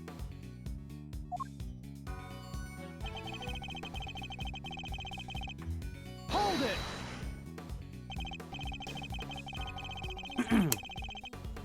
And yet I heard that your creations prior to the final were scored highly for their flavor.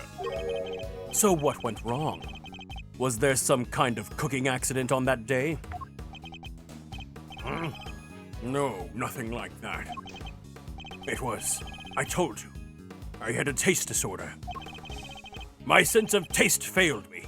It's as simple as that. But Mr. Frost's entry was complimented on its flavor. Your sense of taste hadn't failed you then. Did something happen overnight? I don't think he's gonna spill any more beans, Mr. Edgeworth. Then perhaps I should ask him about something else.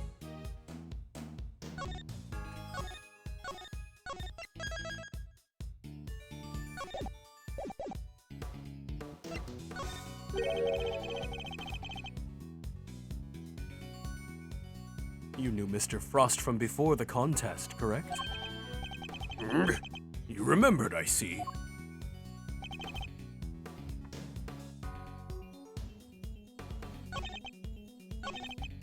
Hold it!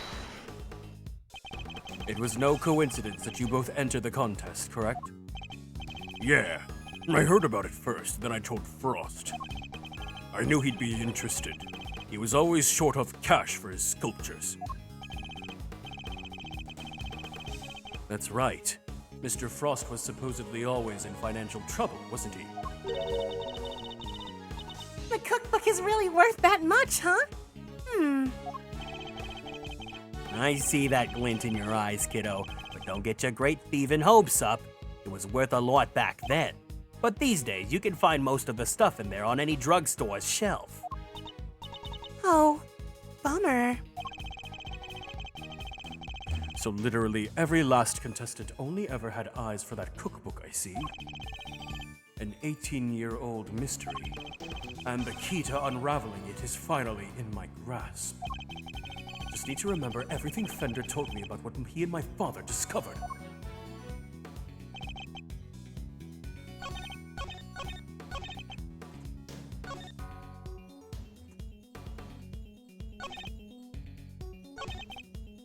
Hold it!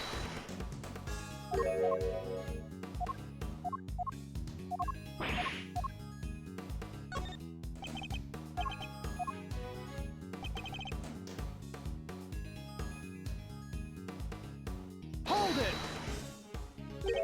So you really completed your final entry without Mr. Frost's help? I may not have had his designs to lean on, but I knew I was still solid when it came to flavor. So the visuals weren't the only thing that changed between the semifinal and the final. You sure, Gusty, old pal? Gonna have to call you out on that one, I'm afraid. Wasn't just its looks that got a big thumbs down come judgment time. It got trashed on flavor, too. Doesn't sound like much of a winner to me. Despite his confidence, Mr. Gusto failed on flavor, too. The lack of Mr. Frost's assistance shouldn't have affected that. So there was some other difference. An 18-year-old mystery.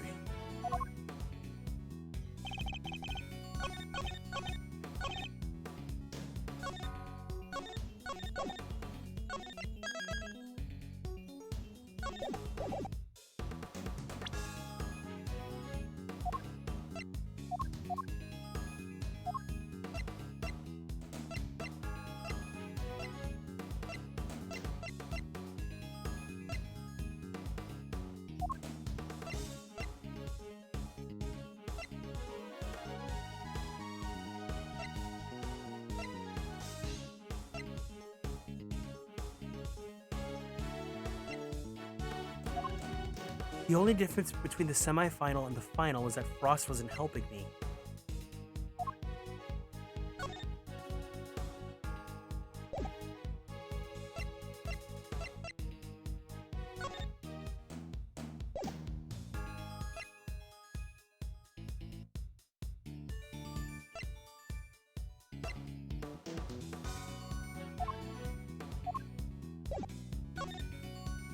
Hold it! So it is the one about the suns?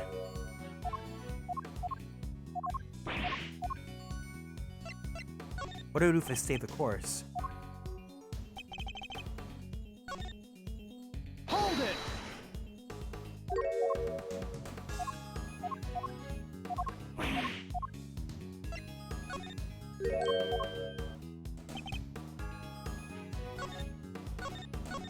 Then do I use the photo? Oh, and this is only part 1. Oh, why did my trigger finger...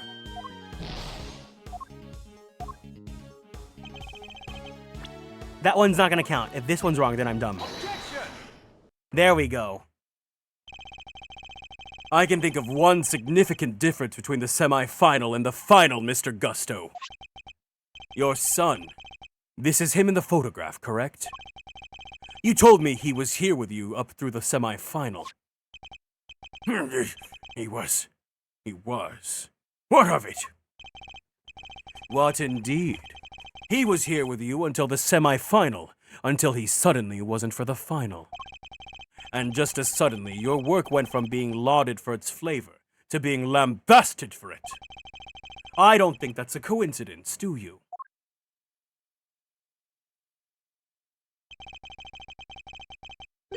He wasn't just spending quality time with his father. He was playing a much more pivotal role than that.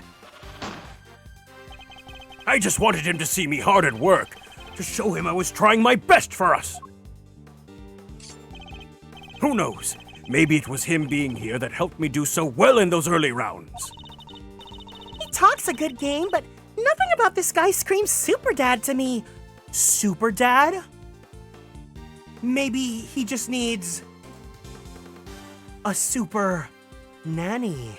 You guys are in a crisis. I'm on my way. Indeed. Thankfully, we would only have to give such an idea to credence if his story were true. After all, how much could the encouragement of one small boy affect the taste of a grown man's work? Mr. Gusto prided himself on the flavor of his creations, but then he lost his sense of taste. He must have had a tough time maintaining his high standards after such a devastating loss. Unless... I'm sure your son was here to cheer you on, but that wasn't all he was here to do, was it? You're a very suspicious man, Mr. Prosecutor. But why not try answering yourself for a change? What was an elementary school kid doing here other than to support his father? Your son was the one making your entries for the contest, wasn't he? My son was no confectioner. He was an elementary school kid. I doubt he even knew how to boil an egg. You know. Your son knew the taste of your work pretty well. I imagine, Mr. Gusto. He was my biggest fan. Of course he knew it. In which case, he would have been a good judge of whether something tasted on brand, so to speak of. No? What are you implying? You say super nanny, I immediately thought of Fran Drescher. Oh, Mr. Sheffield. You already told us that you were suffering from a taste disorder.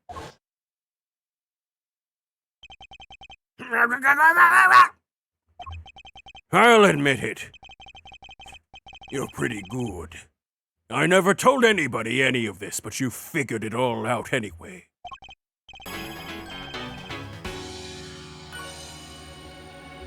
Thank you for the care package. Let's go ahead and stand up from our seats.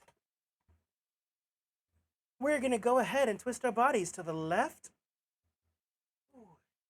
Twist our bodies to the right. Ooh. Let's stretch our arms straight up to the sky. Let's roll out that right shoulder. Roll out that left shoulder. Very slowly, very gently, let's roll out that neck. Take a deep breath in. Take a deep breath out. Let's go ahead and drink some water.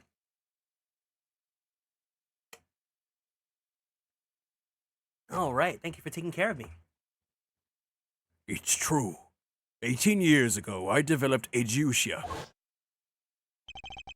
No one knew about your condition. Indeed, I doubt Mr. Frost would have wanted to continue joint slaying with you had he found out. After all, it was your job to make sure his creations tasted good. Therefore, your son wasn't just here to support you. He was helping you by taste testing your work!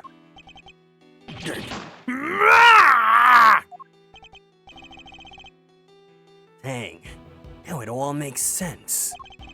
Ross stuff tasted good because it was finished the day before when the kid was still here.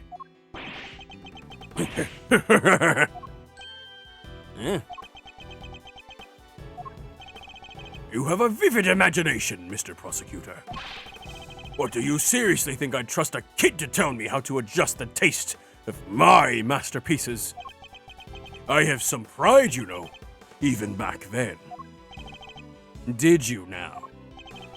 My designs may not have been much to write home about back then, but I always knew my work tasted better than anybody else's. You think I'd risk everything by putting my reputation in the hands of a child? This is just more speculation. That's all it is. In that case, I ask to speak with your son this instant. Let's see how much of your story he can corroborate. Ha ha ha ha! Sadly for you, my son is no longer my concern. Did you kill your son? What? As soon as I got my sense of taste back, I went straight to Jung Fa to start my training.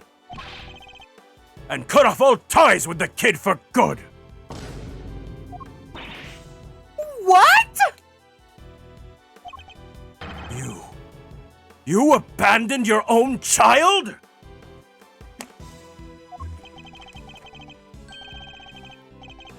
And that ain't even the half of it. No one knows where he is, even now. The cops have looked all over for him, but no dice. So, you think you can still prove your asinine theory? I'd like to see you try. You think I care about anything besides confectionery? Think again! I got my sense of taste back. What need do I have for a son? Now he just sounds like a cartoon villain. Silence in the courtroom. While Mr. Gusto's words and actions may demonstrate a certain lack of humanity on his part, the goddess of justice cannot judge him for that. Therefore, Mr. Edgeworth, I believe it is time for you to admit defeat. Yeah, give it up. 18 years is a long time for anything to surface now, proof or otherwise. Mr. Edgeworth, we have to do something! If we don't, the truth might be lost forever!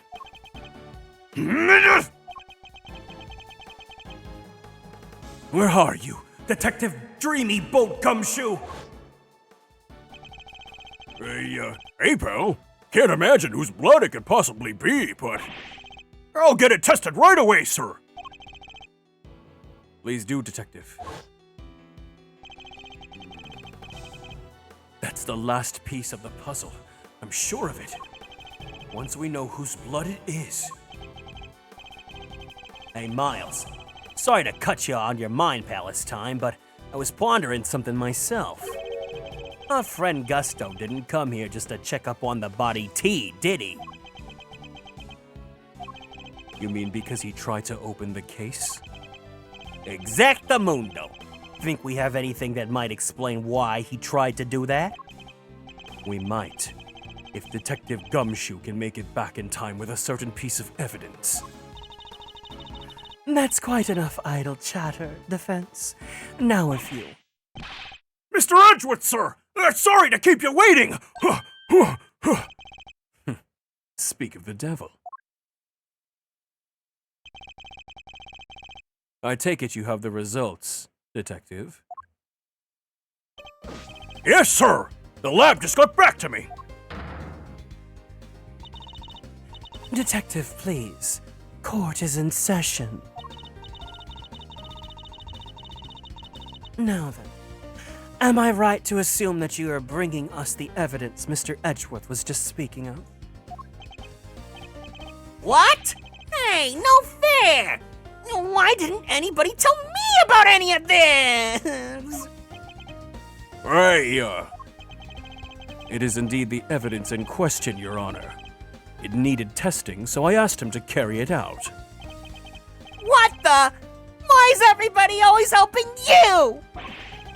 I'm supposed to be the one in charge here! Mr. Wiener, I'm sorry I didn't involve you, but this is important. Can we at least hear what the detective has to say? Well, all right. So, Detective Gumshoe, what did the tests have to tell us? You're not gonna believe this, but the owner of the blood we found in the liquid at the bottom of the Gemini cases, Carmelo Gusto, the victim of the poison gas attack! What are you talking about? Thank you, Detective. You've been very helpful. Well, it looks like my suspicions were correct. What do you mean, Mr. Edgeworth?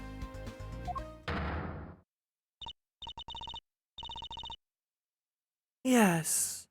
What do you mean? Explain yourself. What is the significance of this blood to this case? It's only the very thing the perpetrator of the IS-7 incident has been trying to hide all these years. The fact that your blood was found inside the Gemini case, Mr. Gusto, is as good as us finding your blood lying right next to Mr. Frost's body!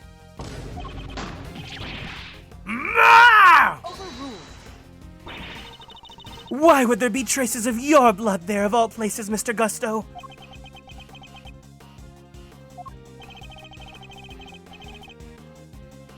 If you won't answer Her Honor, Mr. Gusto, then I will. There wasn't just blood in the liquid from the Gemini case. There were traces of salt and sugar, too. There were. And if you remember, one particular part of Mr. Frost's work was allegedly very salty indeed. Oh, yeah. You're talking about what Alicia told us back then, right? What was it again? Did they ever? I've never tried ices so scrumptious in all my life. Really? Man, I wish I could have had a bite. Well, scrumptious except for the salty bit, of course. That was unbearable. The salty bit? It's in the other photo you've got there. This bit, the harpy thing.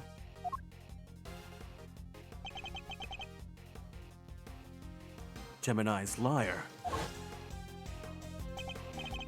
Yes, the liar, and only the liar, tasted as if it had been flavored with salt. There were no traces of salt anywhere else in Mr. Frost's entry. Very interesting. Then perhaps you can tell us, Mr. Edgeworth. Where did the salt on the liar come from?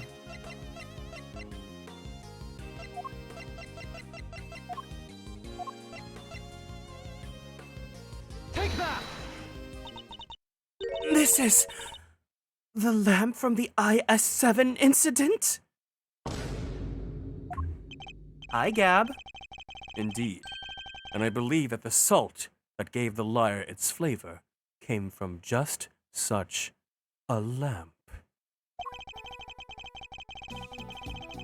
Mr. von Karma had established that both salt lamps were in Mr. Tangaroa's room at the time of the crime. One of them was used to kill Mr. Frost, and it was stained with his blood. But no corresponding pool of blood was found in Mr. Tangaroa's room. Right, because the culprit had chucked the piece of chocolate with that onto the little stream. Furthermore, aside from the lyre, no traces of salt were found anywhere else in Mr. Frost's room either. Hey, come to think of it, the lamps we found in Delicia's room were both broken.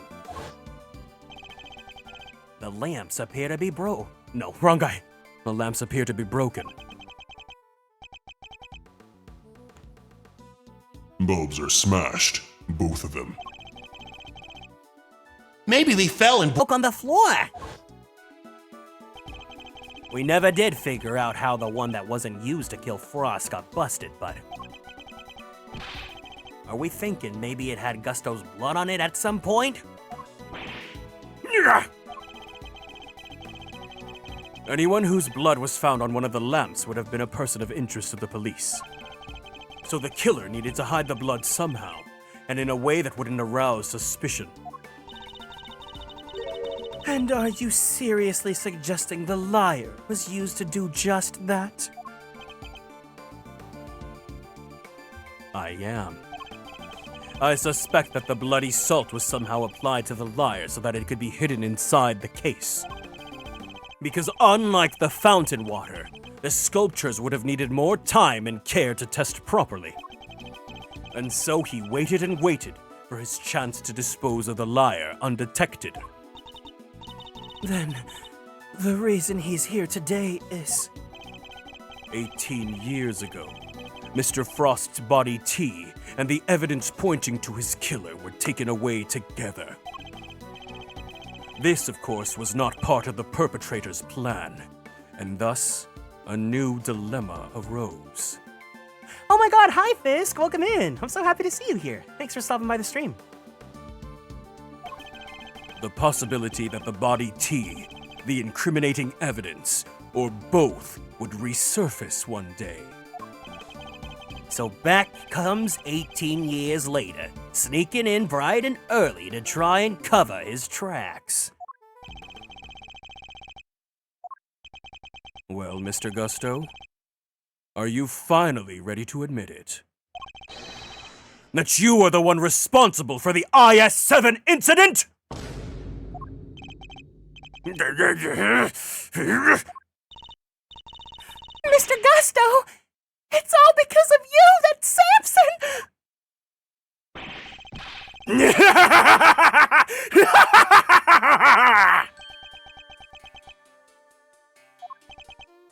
Gusto. So I finally get caught, huh? All these years later. Nobody came close back then. Not even the big shot prosecutor or the attorney. That's some impressive work, Mr. Prosecutor. I have to hand it to you. You admit it then, that you murdered Artie Frost? Hi, I hope you're taking care. How are you doing? Sure I do. I did it. I killed him! But he only had himself to blame. What do you mean by that? He agreed to help me. We were supposed to help each other so that one of us could win. And whoever won was supposed to let the other use the cookbook. But on the day of the final, the rat finally showed his true colors. Seriously, Frost, we had a deal! Sorry, I'm not helping you in the final. Our little joint slay is over, Gusto. But I helped you! I spent all day yesterday making the ice for your pieces! Did you? And you can prove that, I suppose? What do you? Wait. You were planning to betray me from the start, weren't you? After Frost double-crossed me, I had to make my piece for the final by myself. And like you said, my son wasn't there, so I didn't have any help with the flavor either.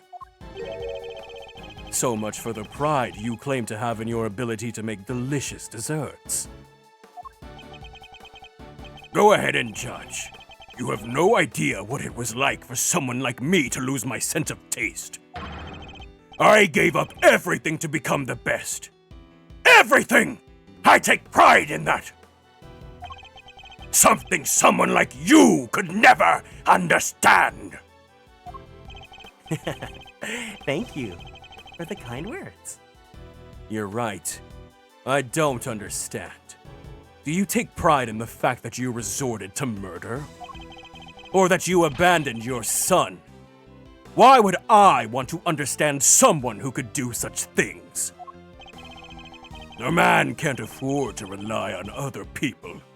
I learned that the hard way 18 years ago. My son never showed up on the day of the final.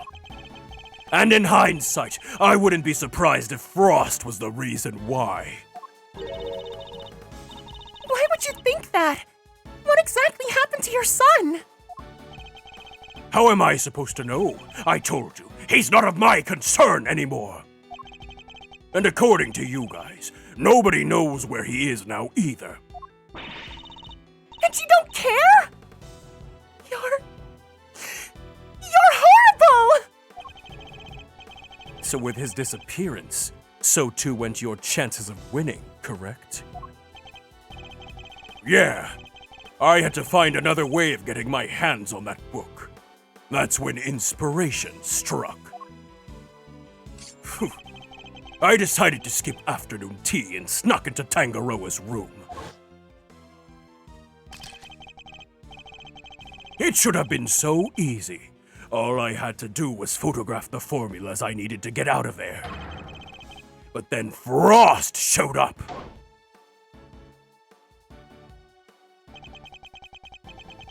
I thought I might find you here. Stealing recipes from the famous cookbook, hmm? Tut, tut, tut. Frost! What's this? A cure for taste disorders? Oh no, that's just too tragic. A confectioner who can't taste anything? What will people say? If you tell anybody, I'll...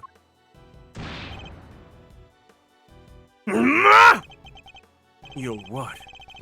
You can't even hit me, you miserable worm. Why, you...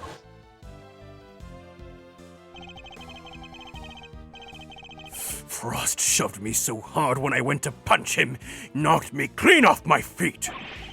I crashed into one of the lamps. Must have been when my blood got on it.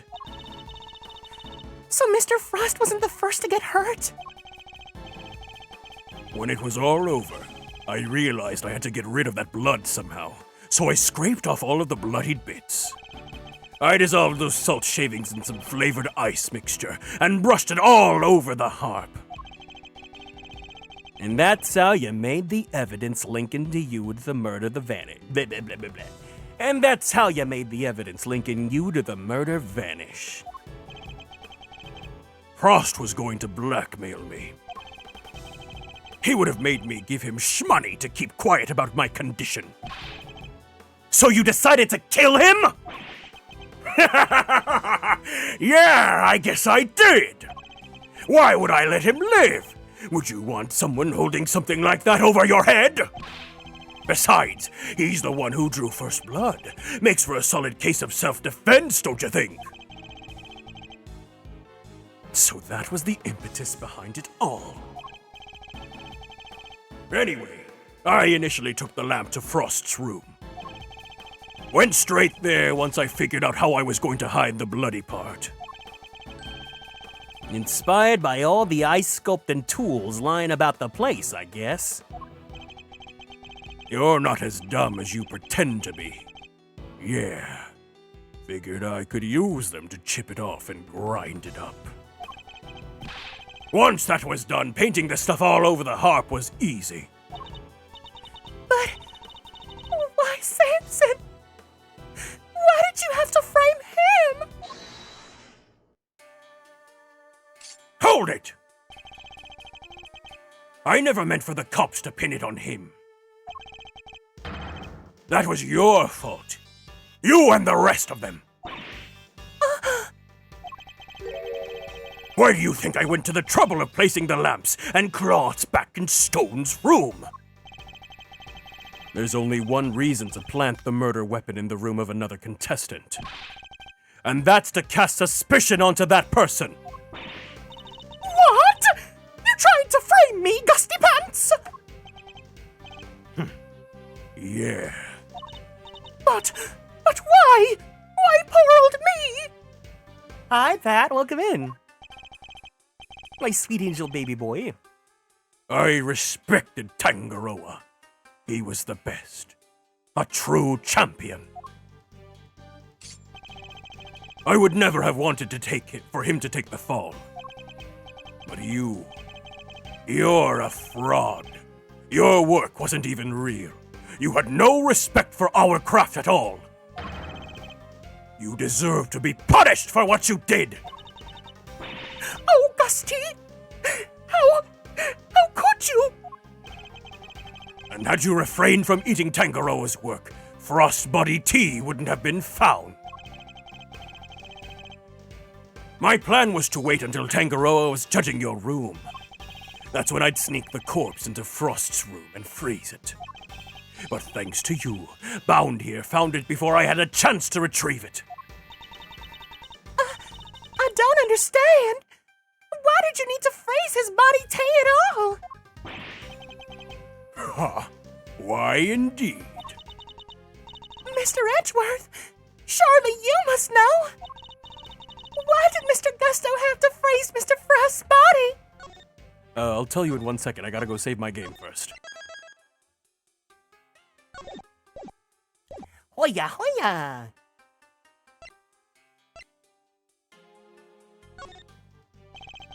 The reason Mr. Gusto had to freeze the body T was to hide the true scene of the crime from the police.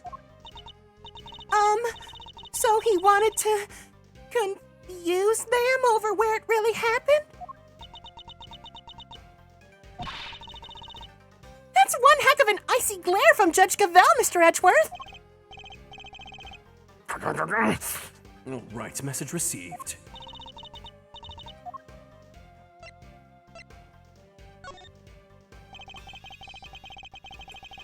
Mr. Gusto needed to freeze it in order to pass it off as an ice sculpture. Is that really why? Now look what you've done, Mr. Edgeworth. Miss Bound is so lost in her thoughts all alone, she's frozen up. Sorry about that. I guess that wasn't it. You are the ocean's great waves, destined to seek life beyond. Mr. Gusto needed to freeze Mr. Frost's body in order to obscure the time of death. If they'd determined that the murder occurred during afternoon tea, he would have been an obvious suspect. Bingo! Freezing Frost's body tea wasn't simple. Preparing everything took time. So I decided to put his body tea in the chest. Oh. In Tangaroa's room while I got everything ready in Frost's. At the time, it seemed like the perfect hiding place. Never counted on some gluttonous pharmacist showing up and making the whole ship collapse. I still don't get it, though. Why disguise the body as an ice sculpture at all? The sooner it was found, the smaller the effect of freezing it would have had on masking the time of death. Therefore, he needed to disguise it, At least until it had fully frozen. How awful! Using Mr. Frost's own work to help you cover up the truth behind his murder. Ironically, Tangaroa would have been just fine if the body had not been found before I got it out of his room. If only things have gone to plan, he wouldn't even have been arrested, let alone convicted. You mean... it was my fault?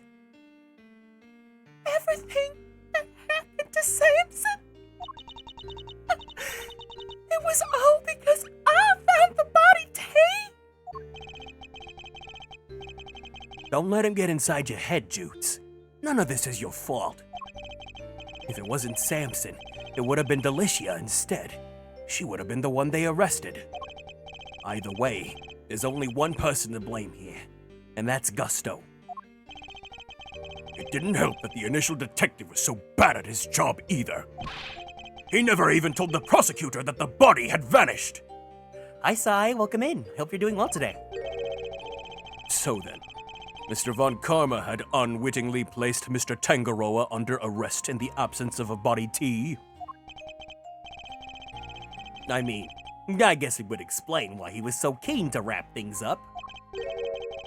Still, you'd think he'd notice something as big as that if he'd taken a look at a few reports, right? Not if someone had been deliberately distorting the facts of the case, though. Either way, it seems that Mr. Von Karma didn't know about the body T until after the arrest had been made. But admitting that would have spoiled his perfect record. So he kept it to himself and proceeded to prosecute Mr. Tangaroa regardless! Can this really be true? You don't feel bad at all? Somebody spent 18 years in prison because of you! Sticks and stones, girly pop. Sticks and stones. Oh, what a jerk! I ought to arrest you right now, pal! I'm afraid I cannot allow you to do that, Detective.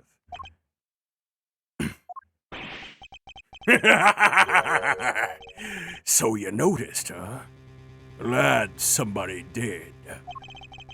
The judge is right. You can't lay a finger on me. What? Why? You just confessed to murder!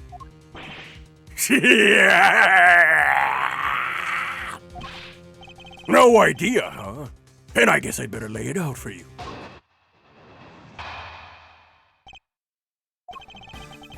I killed Frost 18 years ago. The statute of limitations for murder in this country is 15 years. You do the math. You can't arrest me. You think I'd have confessed otherwise? That's right! The statute of limitations is only 15 years!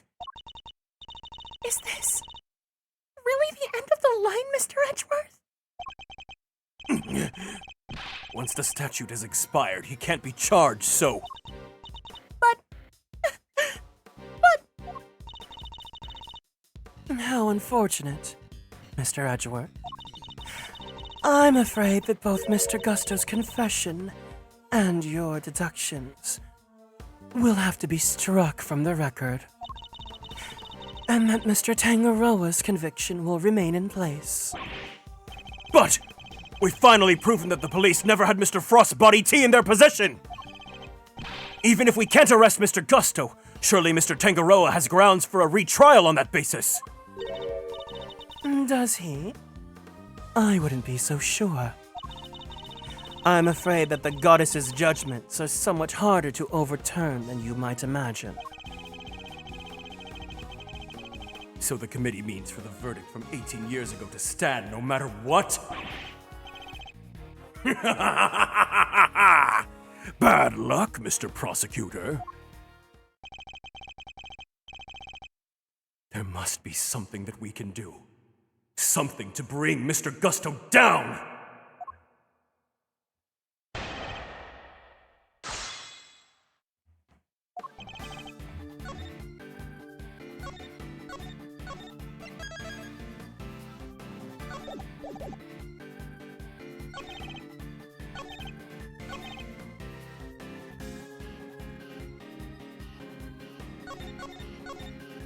Hold it!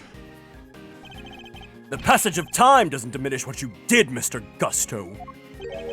It sure diminishes one thing, though. Your ability to arrest me. Oh, we can arrest you! We can arrest you real good! I could have had you in cuffs before you even blinked, pal! Right, Mr. Edgeworth? This issue isn't as open and shut as you're making it out to be, Detective.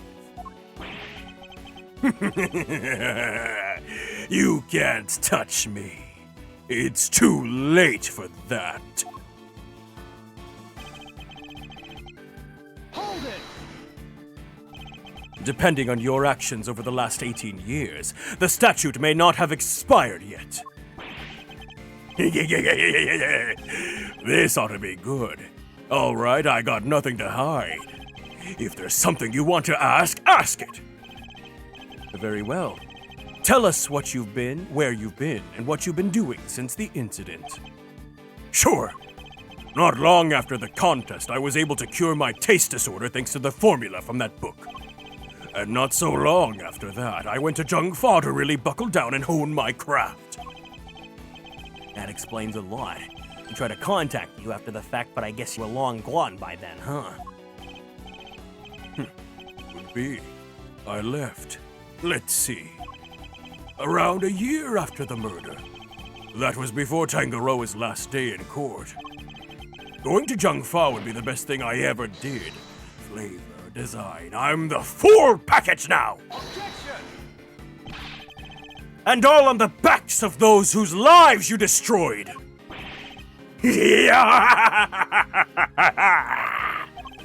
What an omelet without a few eggs! Nothing, Mr. Prosecutor. Nothing! You're evil! Sticks and stones, girly pop. You can't arrest me, and that's all that matters. I need more to work with. There has to be something I can get out of him. Maybe I can push him further on the statements he just made. Is there anything to follow up on?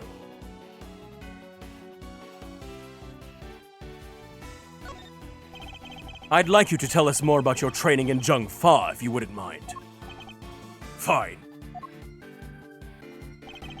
I later went to Jung Fa to train, and I finally became the best in the world.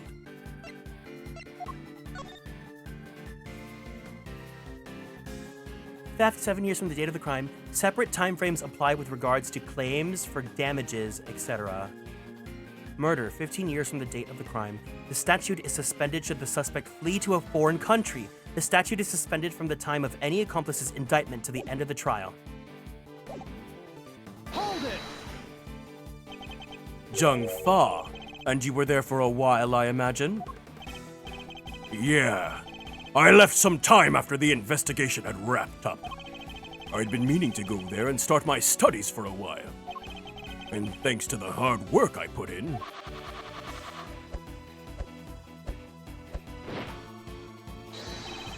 my designs are now world class. Whoa, that's amazing! You like it? It's yours. Oh, really? All right! So he spent some time in Jung Fa training. All right, everyone. I feel so confident in this. We can all say the word together. We can all say the O word together. Are we excited? Are we ready? Are we ready? Are we ready? On the count of 3. 1, 2, 3. Objection!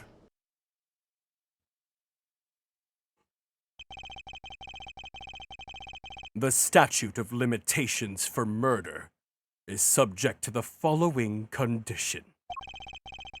The statute is suspended should the suspect flee to a foreign country. Which means that the time you spent abroad doesn't count toward the total time under the statute! No way! So it's like someone hit pause while he was in Jung Fa? It appears there may be time left on the clock yet.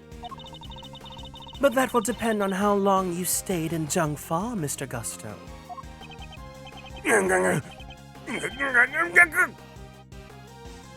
It was 3 years exactly. 3 years? Hold on! Nobody said anything until I've done the math! The murder happened 18 years back. The statute is 15 years, and the 3 overseas. 15 plus 3 makes exactly 18, which means... No way! Mr. Edgeworth, you just did it! The statute hasn't expired after all!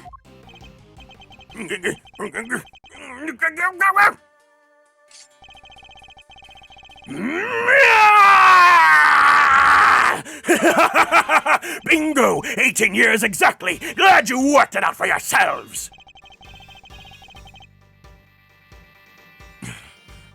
He's been stringing us all along this whole time. Why is he laughing? We're good, aren't we? We can arrest him now! I hate to break it to you, little sis, but IS-7 went down at the end of December. It's April now, which means, strictly speaking, it's been 18 years and 4 months since Frost's murder. If Gusto's stay in Jung Fa really lasted 3 years on the nose, it's not enough. We're a few months short. Not enough?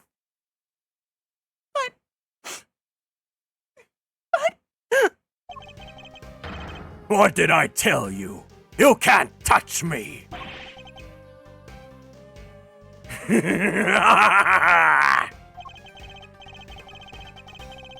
I hate to admit it, but he'd read the board well when he made his confession.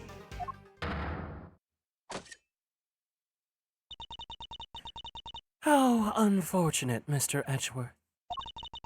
If only the statute had been suspended for another year. Those who would overturn the goddess's judgment must be willing to pay the price should they fail. And you, Mr. Edgeworth, are a flop.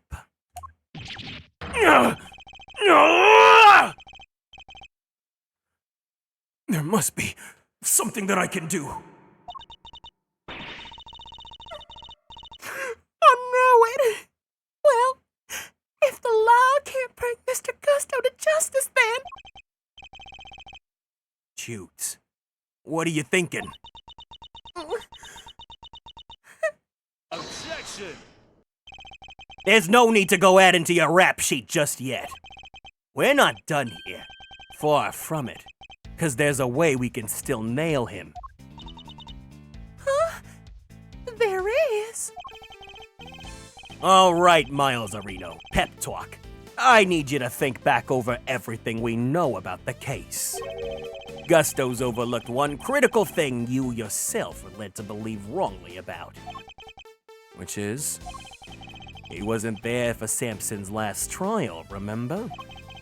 Best I can tell, he doesn't seem to know what the final verdict that came down that day is. Which means there's still one way left to us.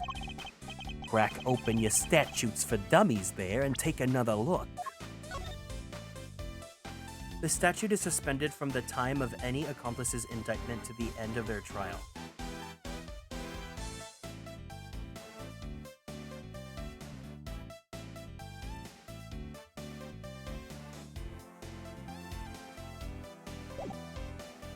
Oh, because it took a whole year!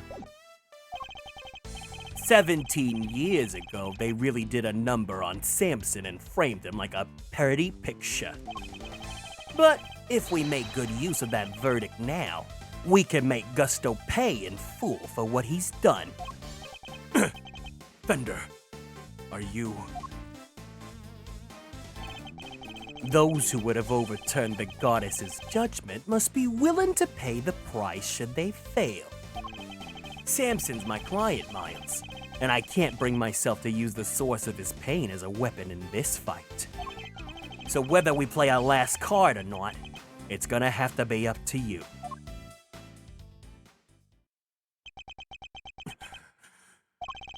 Bringing Mr. Gusto to justice can only happen if I use the outcome of that hard-fought trial.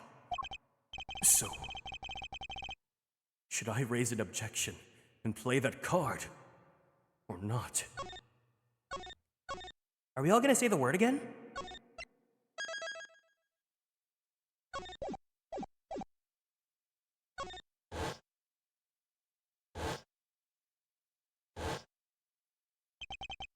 My father and Mr. Von Karma. One sought to reveal the truth, the other to hide it. I know which path I choose to follow. The one that seeks to reveal the truth! This court has reached its final verdict. The record will state that Mr. Gusto has been found not guilty on all counts. No, Your Honor! Mr. Carmelo Gusto is absolutely guilty! And I refuse to let him walk away! His crimes are too unspeakable to go unpunished! Do you mean to suggest that you have grounds upon which to call for his arrest? I do. Now to show Judge Gavelle something that proves the statute of limitations has not yet expired. All right, everyone, one more time. On the count of 3, let's all say the word together. Get your trigger fingers ready. 1, 2, 3. Objection! Oh, take that! Oops. Don't listen to me. I lied. You didn't see that. Take that! Consider this piece of evidence, if you will. The court rules the evidence inadmissible on the grounds that it appears to be entirely— Oh. Take that! Take that! Very well. Is there a particular page of the IS-7 case file you would like for us to refer to? How embarrassing.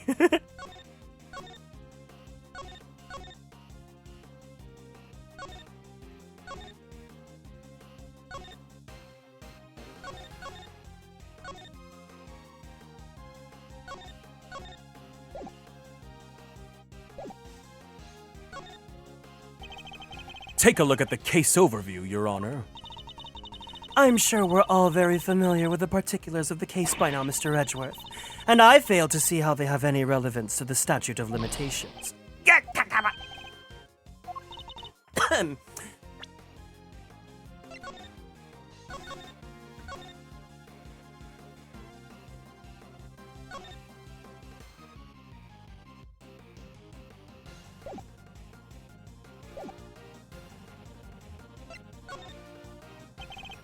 Take a look at the page concerning the victim, Your Honor. Why? What more could we possibly hope to learn about Mr. Frost that would be of any relevance? Perhaps it would be better to simply admit defeat, Mr. Edgeworth.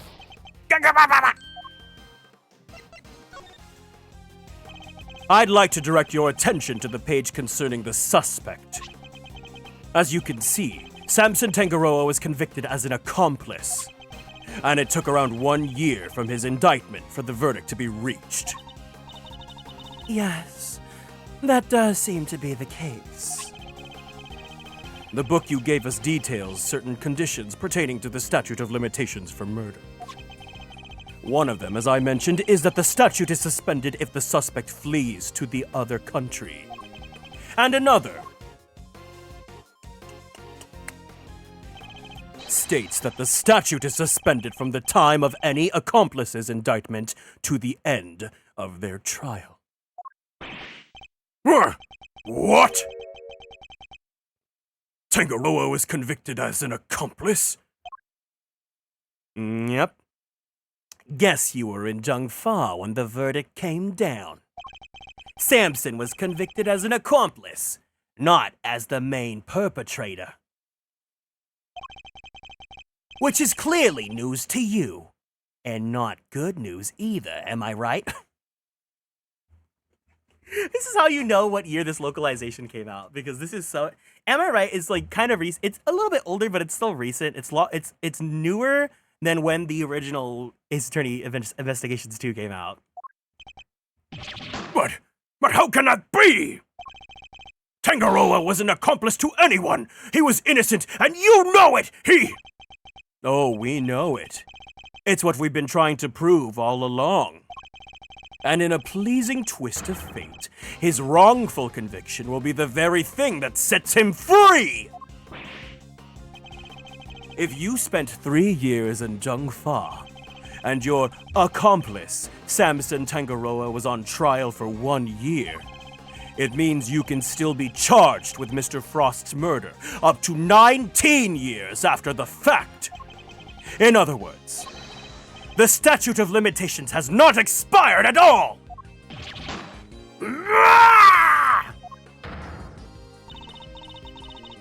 And the goddess's judgment is infallible. But that of her servants, it appears, is not. It seems the prosecutor in charge of this case may have erred. Unbelievably, we have no choice but to instigate a full inquiry. No! How could this? 18 years?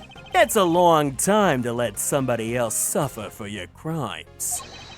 It's time to pay the piper, Gusto, and not a moment too soon.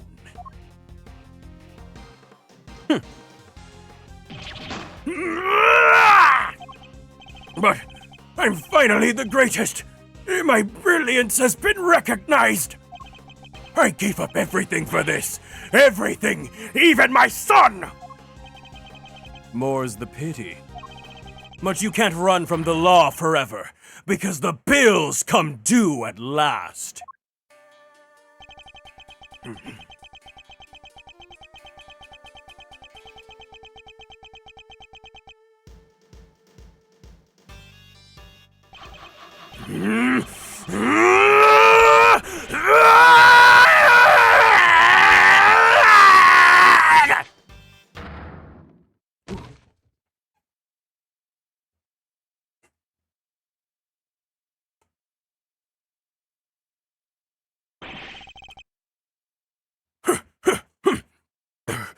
Mr. Gusto's all set for his trip downtown, sir.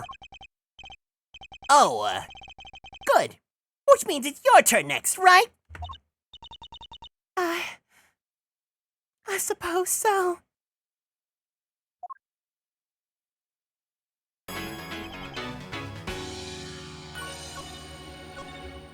Thank you for the care package, CB. Everyone, let's go ahead and stand up from our seats. We're gonna go ahead and twist our bodies to the left. Ooh. Twist our bodies to the right. Let's stretch our arms straight up to the sky. Let's roll out that right shoulder. Roll out that left shoulder. Very slowly, very gently, let's roll out that neck. Ooh. Take a deep breath in. Take a deep breath out. Let's go ahead and drink some water. Thank you for taking care of me. Jutes. I'm so sorry, everyone. I caused you all so much trouble. But thank you. Thank you so much for bringing Mr. Gusto to justice at last.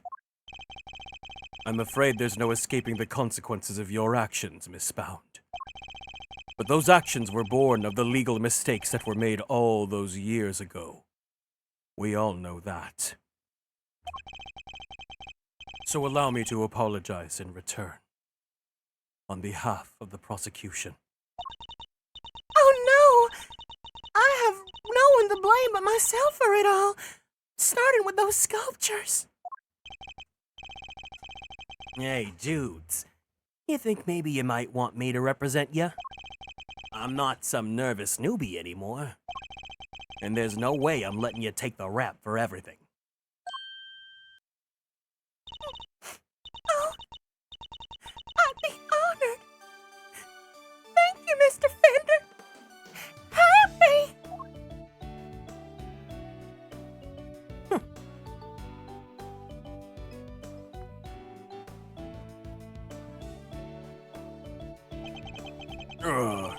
Sorry, ma'am, but You gotta come with me now. Of course. Big, hunky, and handsome.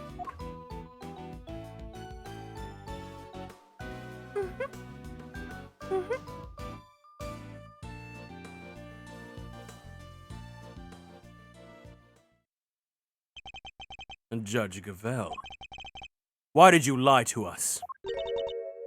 Lie? What are you talking about? You imply that there was no case for a retrial. But as we've proven, that wasn't true. Surely anyone truly committed to seeing justice done would have called one as soon as the body T was found. I am under no obligation to answer such questions. And you clearly have no intention of doing so either.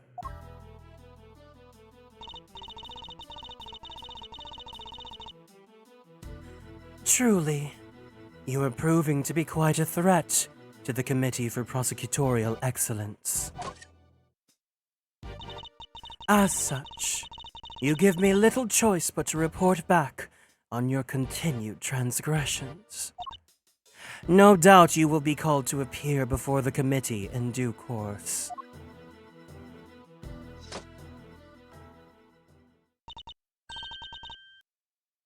Now, I must be on my way. What the heck? And after you caught the real killer and everything! Isn't that what prosecutors are, supposed to do? Regardless of how it all plays out, I will never regret what we accomplished here today. Mr. Edgeworth. Hey, Mr. Edgeworth! Yes? Why did you stick your nose in this case anyway? You weren't even on the job! My job is to bring the truth to light, Mr. Wiener. Not only as a prosecutor, but as a person. I don't get it. I wouldn't expect you to understand. Not as long as you believe that closing a case makes you a wiener. That's going way over my head. I'm going home! What was that all about? Eustace still has a lot to learn, is all. Oh, because this is Edgeworth's it reflects Edgeworth's original character development from game 1. Milesy Wilesy? Yes? I just wanted to say old Greggy Pegleg would have been so proud of you today. Oh, look at me tearing up. That and thanks for helping poor Sammy Poople. Of course. Hey, Edgy! Looks like you cleared everything up, huh? So, what happened exactly? I was kinda busy sketching. You wanna see my sketch, dude? It looked really good. I would say it's like my magnum opus, dude.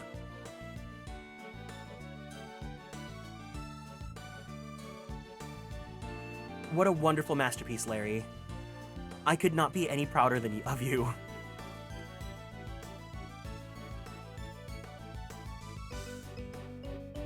I need to do more. I only have that piece. Wait, where did Judy and Verity go? Wow, you really weren't paying attention, were you?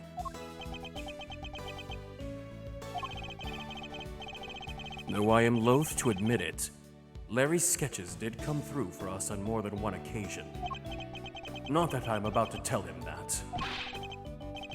Quit it with the glaring, will ya? Whatever I did, I'm sorry!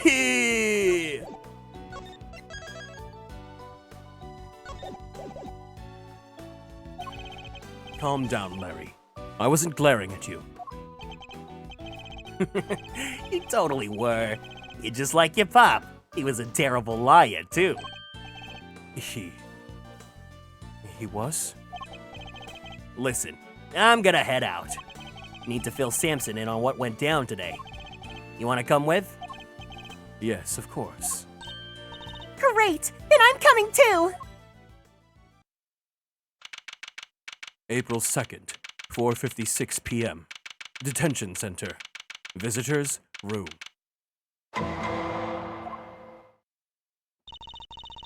So what's Mr. Tangaroa like? I can't wait to finally meet him.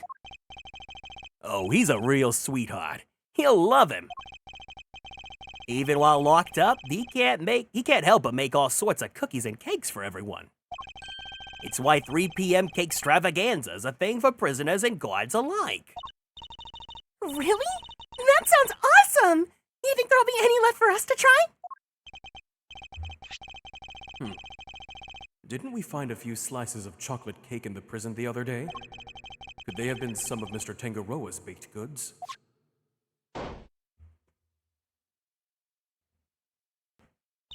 Yummy! What are you doing here?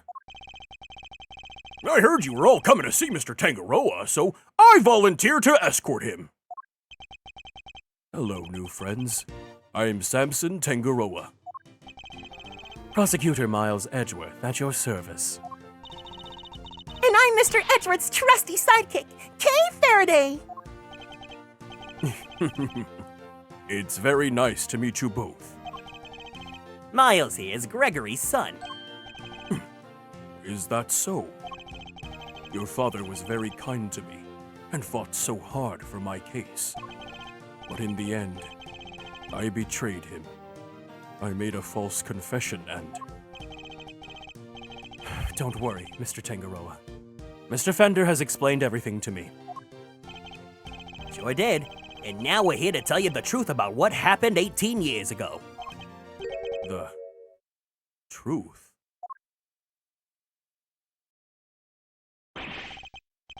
Judy did all that? For me? Crazy kids racked her brain for 18 years until she'd finally figured out how to set you free. What else can I say? Turns out she really would do anything for you. Oh, Judy. I never did anything to deserve such devotion.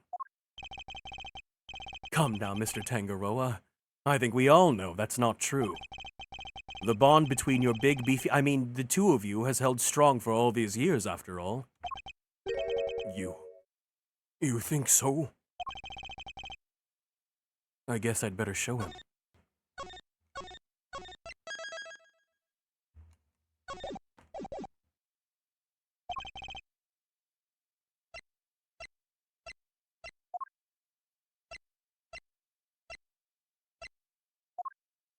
Take that!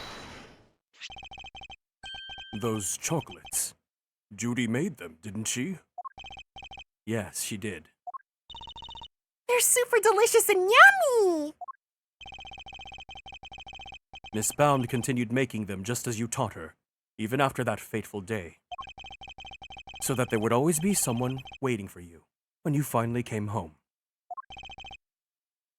Judy. I bet they're beyond super sweet then, aren't they? You're very much so, I'm afraid. I only wish we could hand them to you. Oh, don't worry, sir. I'll make sure he gets them later. Which would be a clear breach of prison policy. Not that I have the authority now to stop him anyway. Thank you very much. You know, Detective, something about you reminds me of Detective Bad. Really, pal? 'Cause I look up to him a lot. He's my role model. You don't say. It seems fate likes to bring people of all sorts together, huh? You hang in there, Samson. Just a little longer. I should be able to get you out soon. I'm sorry it's taken all so long. Nobody should have to wait 18 years to get justice. Oh my god, wait, this is kind of like Yakuza Like a Dragon Team. Don't be silly, Eddie. I'm the one who should be saying sorry. Or rather, thank you. Truly. Samson. Well, I guess it's my turn to wait for Judy to come home now. I better make sure there's something yummy on the table for her when she finally walks through that door.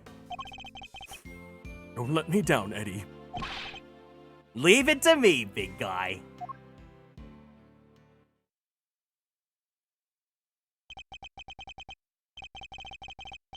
The IS-7 incident. It's been 18 long years, but this case we'd inherited from my father is finally coming to a close.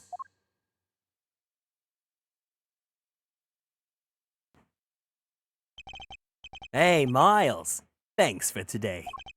And sorry for forcing you to make the final call like that. Oh, not at all.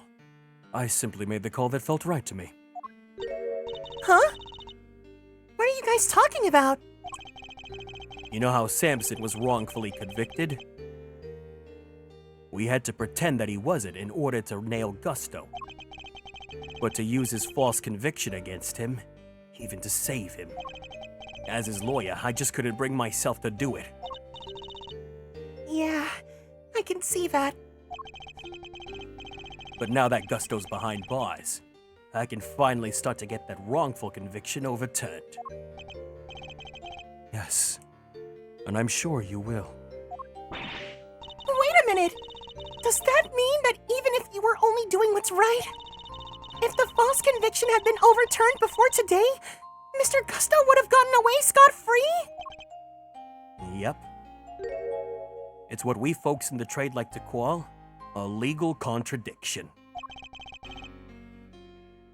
The law is far from perfect. Because of things like legal contradictions, right? Yeah, but you never know. Things might change. The law is always evolving, just like us humans. Your Uncle Eddie and Miles Arenos are included. Wait. Uncle Eddie and Miles... Is this a... Is this... Am I right? The potential for growth and change. In people and the law, huh? So, Miles, you're gonna keep fighting crime as a prosecutor or help people as an attorney? Something tells me you got a big decision ahead of you. One that only you can answer. I know. Well, let's just say I won't complain if you show up at the office one day. And on that note, it's time for me to skedaddle. I owe you big time, and I always repay my debts. But for now, thanks again for today. I mean it.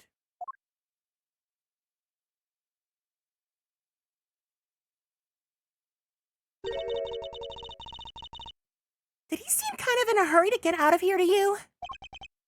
He did. And honestly speaking, I'm the one who owes him a debt of gratitude. After all, he gave me the chance to reckon with my father's final case. When I was a boy, all I ever dreamed of was becoming an attorney like my father. But then during my time with Mr. Von Karma, I learned the way of the prosecutor instead. Eventually, with the help of some good friends, I found my own voice and a new way to live. But now my career as a prosecutor is at risk of being taken away from me. It may be time to take another long, hard look at how I want to live my life. Whether I like it or not.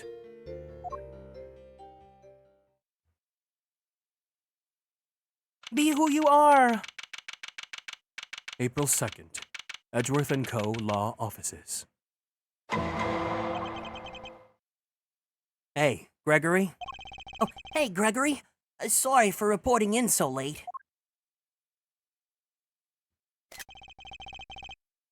It may have taken 18 years. But we're finally in a position to prove Samson's innocence. All thanks to your boy, Miles. I couldn't have done it without him.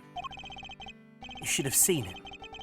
The way he fought for truth gave me chills. It was like I was watching you.